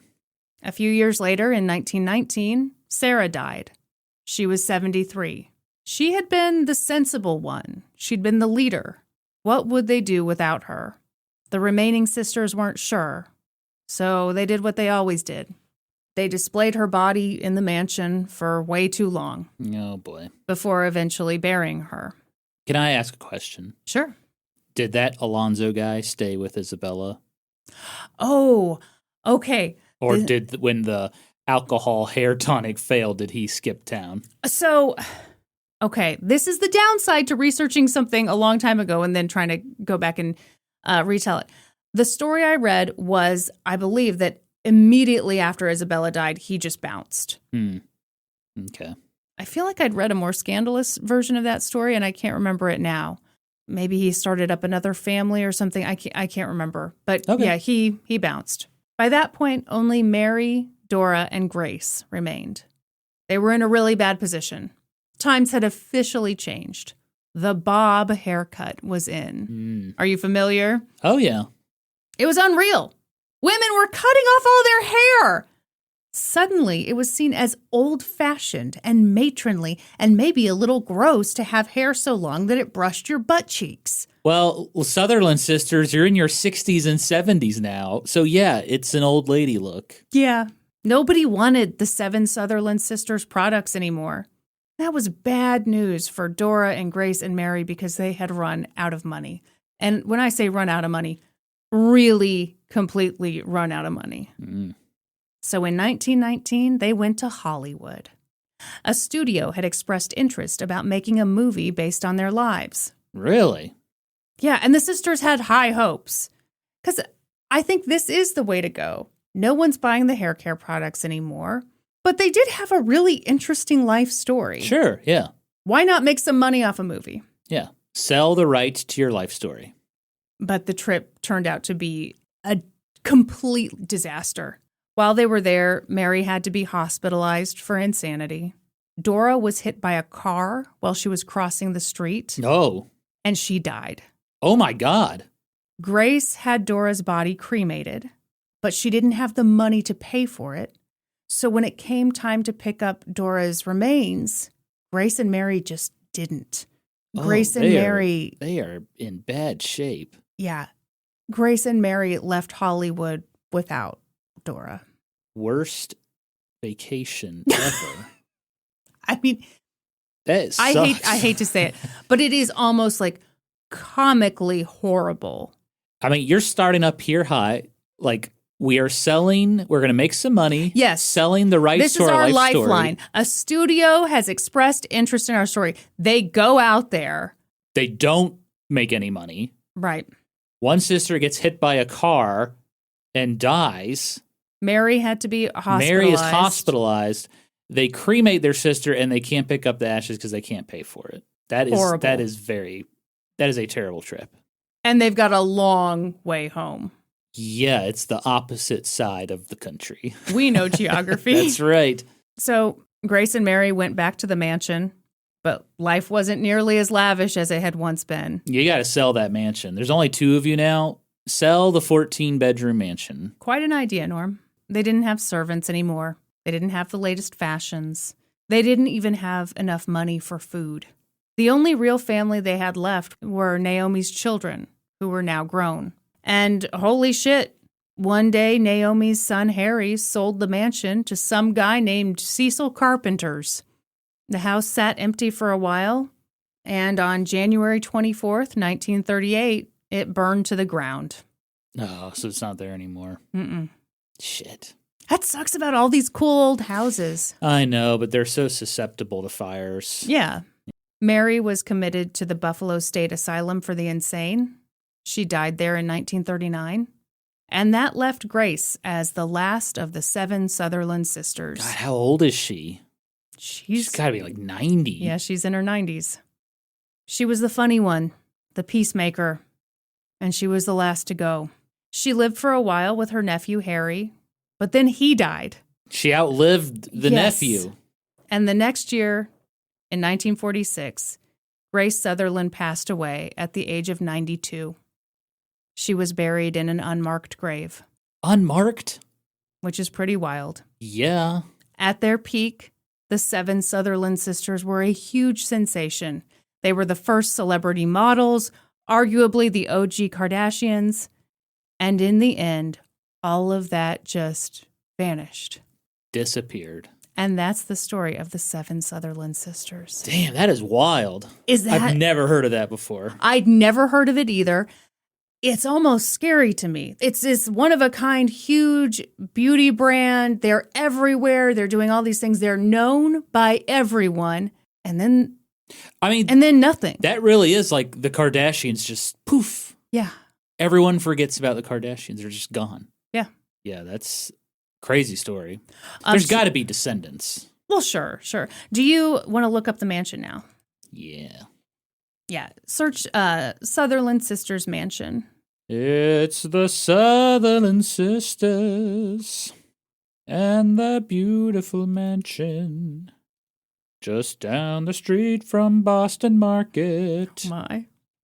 In Niagara Falls. Original song. Yeah, it's beautiful. That's a cool-ass house. Yeah. You love a turret. Very Victorian. Mm-hmm. Yeah, if your house has a turret, congratulations. You've made it, baby. You have made it. You know, you're talking about circle driveways or hot tubs or double front doors. If your house has a turret, you fucking made it, my friend. Very good, Kristin. That was really interesting. Thank you to a local frog for that suggestion. Local frog, you've done it again. You crazy rabbit. Kristin. Yes. We asked our Discord for a question this month. We sure did. Like we do. And would you like to tell the history hose our inspiration for this question? Folks, our inspiration was simply this. Your girl took a tumble down the stairs, broke my butt. This is the second tumble I've taken down the stairs. So if inevitably I die from falling down the stairs, please, it's on all of you to make sure that Norm does not go to prison for my murder. I was chilling in my office when Kristin came a-tumbling down. Oh my gosh. I had a full glass of iced tea in one hand, a full water bottle in the other, and also a phone, kind of, you got to do what you got to do. And boy, she fell. I was very lucky I did not hit my head. But when I tell you my tailbone hit at the worst possible angle, I felt like I shattered my ass. Shattered it. There's a huge crack down the middle, but also other ones as well. My butt hurts just sitting here. You gave me ibuprofen before we recorded. That was very sweet. Yeah, well, I remember I heard quite a loud crash, and I came running out. I was like, is everything okay? And you were at the bottom of the stairs, and you were in pain, and you were like, just want to be left alone. Because I tried to help you up, and you were like, no, don't. And yeah, so it's a weird thing. It's kind of let you chill there for a little bit. We were telling my mom about it, and my mom said, that's a weird thing that you hear about people who have been in accidents is they don't want to move. For several minutes, it's like, just let my body adjust to whatever is happening. I felt like this weird, chemical sensation run through me. I mean, adrenaline, got to get your bearings. Anyhow, what I'm trying to tell you folks is, tragically, my butt. Your butt? My butt and my butt are in several pieces. Also, okay, so for Valentine's Day, Normie C got me a massage. And so I went to the lady, and they have you fill out forms and everything. And I mentioned in the form, because they asked, is there anywhere you don't want to be touched? And I was like, I recently had a fall, blah, blah, blah. Don't touch my butt. Well, it was kind of embarrassing because, I felt fine writing it out in the form. And then when I got there, she naturally was like, okay, just, will you kind of point out where? And the second she said that, I realized, oh, the pain is really 2 inches above my butthole. And why she would ever touch there is kind of a ridiculous. And so I had to be like, I'm actually realizing as I stand here before you that you. I don't think she's going to be getting her fingers in your crack and deep tissue massage there. I think so much. I'm so happy to be here. If you could just, for this massage specifically, not finger the crack of my butt, that would be great. I know you normally just go to town on the crack. This time, please don't. I know this is a full body massage, and when you say full body, you mean every part of my body, but this time around, please stay out of my butt crack. So the question we asked this month was to tell us your embarrassing, ouchie stories. Now, Norm, do we have some to share? We do. I will get started with Carlos the serial killer. Oh, Carlos the serial killer says, I was playing Uno Attack and took it too seriously and broke my finger. Oh. So I think I think you have to like slam cards down or something. I know exactly how it can happen. Yep. And you're trying to beat other people. Yes, it makes sense. Now, I got to tell you, Carlos, the serial killer, you are a true gamer. If you broke a bone playing a game. Yeah. That's cool as shit. Kudos. The most embarrassing thing about an injury like that is people ask about it. Mm-hmm. And then you have to tell them, I was injured playing Uno too hard. I was playing Uno Attack. I'm sure you I go pretty hardcore in my family, so, it got nasty. I remember my family played Uno, and my uncle was really good at it, and he, like, fucking destroyed me one time, and I got so upset I cried. You've always been competitive. I ran out of the room crying, and I think I made my uncle feel real bad, but he was just like destroying me. Was he talking shit or just being good at the game? It was a casual game. Looking back, there was nothing wrong with what he did, but I was just little competitive, non-threatening Norm, and he was just absolutely annihilating me, and it really hurt my feelings. Okay. Poor Norman. All right, what do you got, Kristin? I haven't even looked. Well, damn. Well, I've been telling a story. I've been telling my own tragic tale of breaking my butt. These things happen. May I read another one? Yes, please. Andy Bashar's tramp stamp says, freshman year of high school, walking into the gym for a pep rally. I was one of the last people in there. Oh, no. I tripped over the cheerleading mats and went down in front of the entire school. That's embarrassing. Oh, man. Imagine having a crowd for your broken butt, Kristin. Imagine if you fell in front of a live studio audience. Had the laugh track and everything. I mean, it would have been, if there'd been a video of that, it would have gone viral because the iced tea went everywhere. The water went everywhere. The dogs came running. It was a scene. If that was a murder scene and the iced tea were blood, I mean, they would have thought 10 people had died in that room. There was a ton of iced tea all over the stairs or some on the ceiling. Yep. It was crazy. That's brutal. That's character building, though, falling in front of the whole school. Mm-hmm. Okay, we've got another cheerleading thing. Okay. Whit says, my senior year of high school, I was a varsity cheerleader. Our football team had made it to state finals.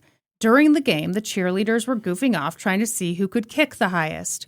When it was my turn, I tried so hard and put everything I had into my kick and ended up kicking myself in the face and forehead and knocked myself out cold. Oh, my God. I woke up in an ambulance 15 minutes later. Never did find out who the highest kicker was that day. Whit, it was you. Whit, I just got to say, that's just impressive that you kicked yourself and knocked yourself out. That is incredible. You just win by default. Zomboy says, a few months ago, I sneezed so hard that I threw my back out in front of an entire training class of people. I'm 30 years old. I did not know that was possible. You ever seen that video of somebody sneezes and the baby reacts? The baby's like terrified of the sneeze. Yeah, I love it. That's an intense sneeze if you throw your back out, though. Okay, you know what it makes me think of? Okay, so we just had lunch with my parents. And my dad was like, they were in the area because my dad had to go get a shoulder injury looked at. And like my dad has kind of always complained about his shoulder. He used to play softball, so I'm basketball, yes, bench strength, all that, Mr. Olympia. But I didn't know that something new had happened with his shoulder, and so I asked him, "What's going on? What'd you do to it?" And he was like, "Well, 35 years ago, I really hurt it, and he tore his rotator cuff." Yeah. And what really set it over the edge? My mom asked him to open a jar. Yeah, and like 4 months ago. He re-injured it. And he was just like, the pain was so bad, I thought I was going to pass out opening this jar. So you do wonder, like, okay, what was the first injury? And then you sneeze, and then all of a sudden, all hell breaks loose. You open a jar, you're down for the count. You never know. You never know. You never know what's going to get you. I guarantee it's the rhythm that's going to get you. I don't know that this fully counts, but I'm saying it anyway because this is so funny. Lesbot the Digital Cow says, my time to shine. Ooh. I work for my state government and got to meet our governor one day. Oh, no. He was shaking hands and said, thank you for your work for the citizens of Wisconsin. And I said, thanks, I love you too. That's fabulous. You know, something was injured inside of you after you said that, so we're going to count that. Yes. It's an ego injury. Thanks, I love you too. Oh, you know those moments where it's just like, okay, love you, bye, and you're like, oh no, that was the pharmacy I was talking to. Yeah, or when someone in the airport's like, have a great flight, and you say, thanks, you too. I have done that, and you feel like such a fool. Enjoy your meal. Thanks, you too. Yeah. Okay, I've got one for you. Okay. Cotton candy math teacher. She prefaces this with, this is really embarrassing to write. When I was in college, my then boyfriend, now husband, and I were being playful in the bedroom. Oh. I was pretending like I was going to run and jump on him. He was sitting on the bed, and I was going to throw my legs out as I jumped, like to straddle him. Ooh, hang on. Sexy time. He panicked, thinking I was going to actually hurt him, so he threw his legs up to protect himself. Oh, no. Kneeing me with both legs in the vag. Broken no. vagina. I didn't actually think you could bruise that part of your body. Yes. But for a week, it was so painful. You can see it. Can't you just see that happening? Yeah, great description of, I know exactly what happened. It hurt my vagina just hearing that story. Well told. Oh, no. Bulletproof Emu says, at a week-long school camp in the mountains, a bunch of friends and I were out on the balcony just chatting. I was sitting up on the railing with my feet curled in the bars so I wouldn't fall. When it was time to go back inside, I hopped down off the railing, but my feet were still curled in the bars. Uh-oh. I slammed down onto the floor of the balcony. I twisted my knee and had bruising on my face. It was the first day of camp. Oh, damn. Oh. Ouch. I can picture that, too, when you, like, curl your leg up in those railings. I know exactly. Yes, and to do that on the first day of camp, that's rough. That's a rough one. You twist your leg real bad. Okay, I've got one. Pro Bony Attorney says, when I was in college, we had one of those electric stoves with the metal coils that hung above a drip pan. One particular coil always stuck up at a 45-degree angle, and so they'd slap it to make it lay flat. One day I saw it sticking up and wound up giving it a good old slap. Oh, no. Right as my hand fell, I thought, this would be really bad if the coil was hot. Oh. And it was. I had a spiral-shaped burn on my hand for the rest of the semester. Oh. Just give it the good old slap a slabber. Yeah. I think that burning your hand would be brutal because it's not like you can be like, well, I'm just not going to use that for a while. Honestly, I think this is kind of a common injury. I have definitely grabbed something out of the oven without wearing an oven mitt. Just like you're not thinking. You just space and you just grab a hot pan. Yeah, I've burned my hand before. Now I haven't slapped the top of a stove, but yeah, There's don't worry. time. Don't worry, pro bony attorney. We've all been there. Okay, this one's funny. Okay, let's hear it. Sarah and the Wolves says, I was in college taking a gen ed, so literally hundreds of kids in a class. We were taking our final, and I was the third person to finish. This is not just a brag, it is actually pertinent, but it's also a brag. I stood up to go hand in my test without realizing my foot had fallen asleep. Oh, no. I put my full weight on my foot as it was slightly turned and went down hard. In an attempt to save myself, I reached up to grab the table and brought down an entire stack of books and my laptop on top of my flailing body. The entire lecture hall audibly gasped. Oh, no. About 10 people asked if I was okay. Luckily, my foot was still numb, so I was able to walk out without feeling much. Oh. But by the time I got to the car, it was swollen to 3 times its size and discolored. God. I broke 5 bones and tore the ligaments on the side of my foot. But I fucking aced that final. Thank God it was a final. That way you didn't have to go back there again. Yeah, you don't have to go back and see those people again. I could just hear the audible gasp, like, oh, as the books go flying in the air. That was a great description. Oh, I do hope it's okay that we're laughing this hard. Oh, it's hilarious. I mean, it is funny. Oof. Boy. I have a weird injury. Well, tell us. So, when I was like maybe 12 or 13, I was in the kitchen with my sister, and like I got up to change seats or something, and I felt like a pinch in my toe. Yep. And I was just like, ow, like a long pinch. And I was like, what was that? I thought I like stepped on a nail or something. Yeah. I looked down. There is a thread sticking out of my big toe. Ugh, and I was like, what the hell is that? And I realized it was a sewing needle with a thread on the end. Yeah. And had completely gone into my big toe. Gross. I am so grossed out by this. Ugh. My mom's a quilter, by the way. Yeah. So that's why there were sewing needles everywhere. So yeah, we went to the hospital and the doctor was able to pull it out with that thread. Ugh. He numbed my toe and then just slowly pulled it out. Yeah. But just imagine if the thread was not there. Oh my God. They would have to cut open my toe. Oh my God. I can't even imagine. Yeah. It's just weird how I just stood there and screamed as I was pinched. Why is that weird? That seems... I don't know. I just like, it was just a freak. It probably happened injury. very quickly. And then, It went at like the perfect angle, the side of my big toe. Oof. Anyway. Oh God, I'm so grossed out by this. Oof. Sorry. It's okay. We'll find a fun one to recover. Okay. I have another one. Okay.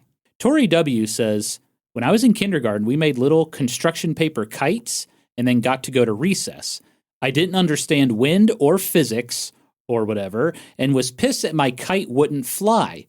So I started running with it behind me and was watching it instead of where I was going. Oh, no. I turned around and ran straight into the flagpole. Oh! I remember it ringing and must have passed out because when I opened my eyes, teachers and everyone were surrounding me. I ran so hard into it that they sent me home concussed. Oh, my God. I still have a bump on my forehead from it. Sent you home? Well, yeah, if you're concussed. Well, I don't know that you need to go home. I'm just imagining a little kid running full speed into a flagpole. You can picture it, right? Yeah. Like, yeah. Yep, not paying attention. Uh-huh. Well, no, paying perfect attention to the kite. Okay, Nick at Night says, when I was about 9, we were playing car accident with the neighbor's Power Wheels car. We decided it would be more realistic if the car was flipped over on top of me, the victim. Little did our child brains know the batteries in those cars were not strapped in, and they were heavy and large. I never saw it coming, but it hit me square in the forehead and split the top of my head open. There was blood everywhere. I ran home screaming with half the neighborhood kids behind me.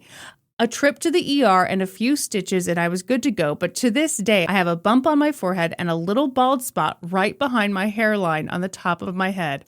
I'll forever rock the millennial side part. Damn. Oh my God. Yeah. And good lesson to learn. Don't put a Power Wheels car under you. I needed to hear it because you know what I was planning to do after this?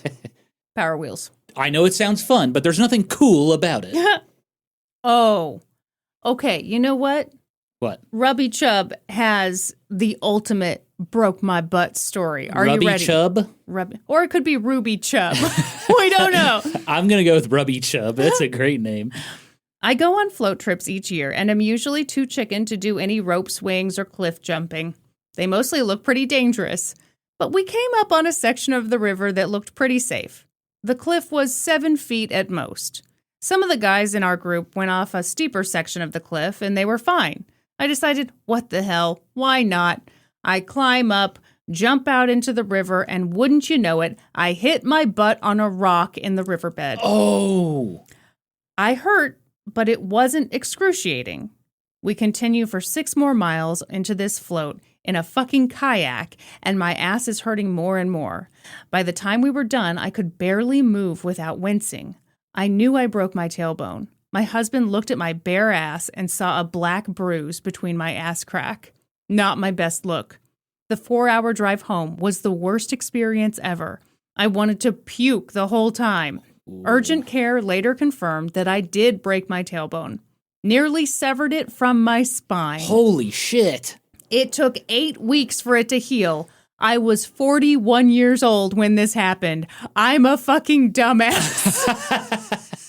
No, you are not. Oh, Rubby Chub. Oh, that I cannot imagine. Consider yourself lucky, Kristin. I do. That story should make you feel a lot better. It does. Because I have been like this whole time been like, how is this not healed at this point? Because I had a fall a couple years ago, and I had a hilarious bruise from where the stair hit me like kind of right mid-cheek. Yeah. But it was in the meaty section of the cheek. Mm-hmm. So it hurt when it happened and for a little while afterward, but then I was okay. This one, it's really something. It's deep in the crack. It's in there. For sure. God, I can't imagine jumping off a cliff and you hit a rock. And the worst part is when you're not expecting it. Because you're like, oh, la-di-da, I'm going to land in water. It'll be soft. And then you're just like, smack. The adrenaline lets you keep going. But as it wears off. It made total sense. The thing of, oh, yeah, it hurt, but it wasn't excruciating. And then you get in the kayak and and then it just, the pain builds and builds and builds as the adrenaline wears off. Whew. Everybody, thank you for your stories. Thank you. That was hilarious. Horrifying and hilarious. We're glad everyone has recovered. Yes. We may have scars. I've got scars from some of my injuries, but the memories remain. Thanks for the memories, folks. Yes. Kristin, you know what they say about history hose. That's right. Hang on. Oh. Let me finish my sentence. I'm sorry. Yes. Actually, we should thank the patrons before we go. Okay. Patrons, thank you so much for your support. Thank you. Thank you for listening. Thank you for getting us to that goal where I'm going to grow Horatio Seymour's beard. We really appreciate it. Thank God we are nowhere close to that goal.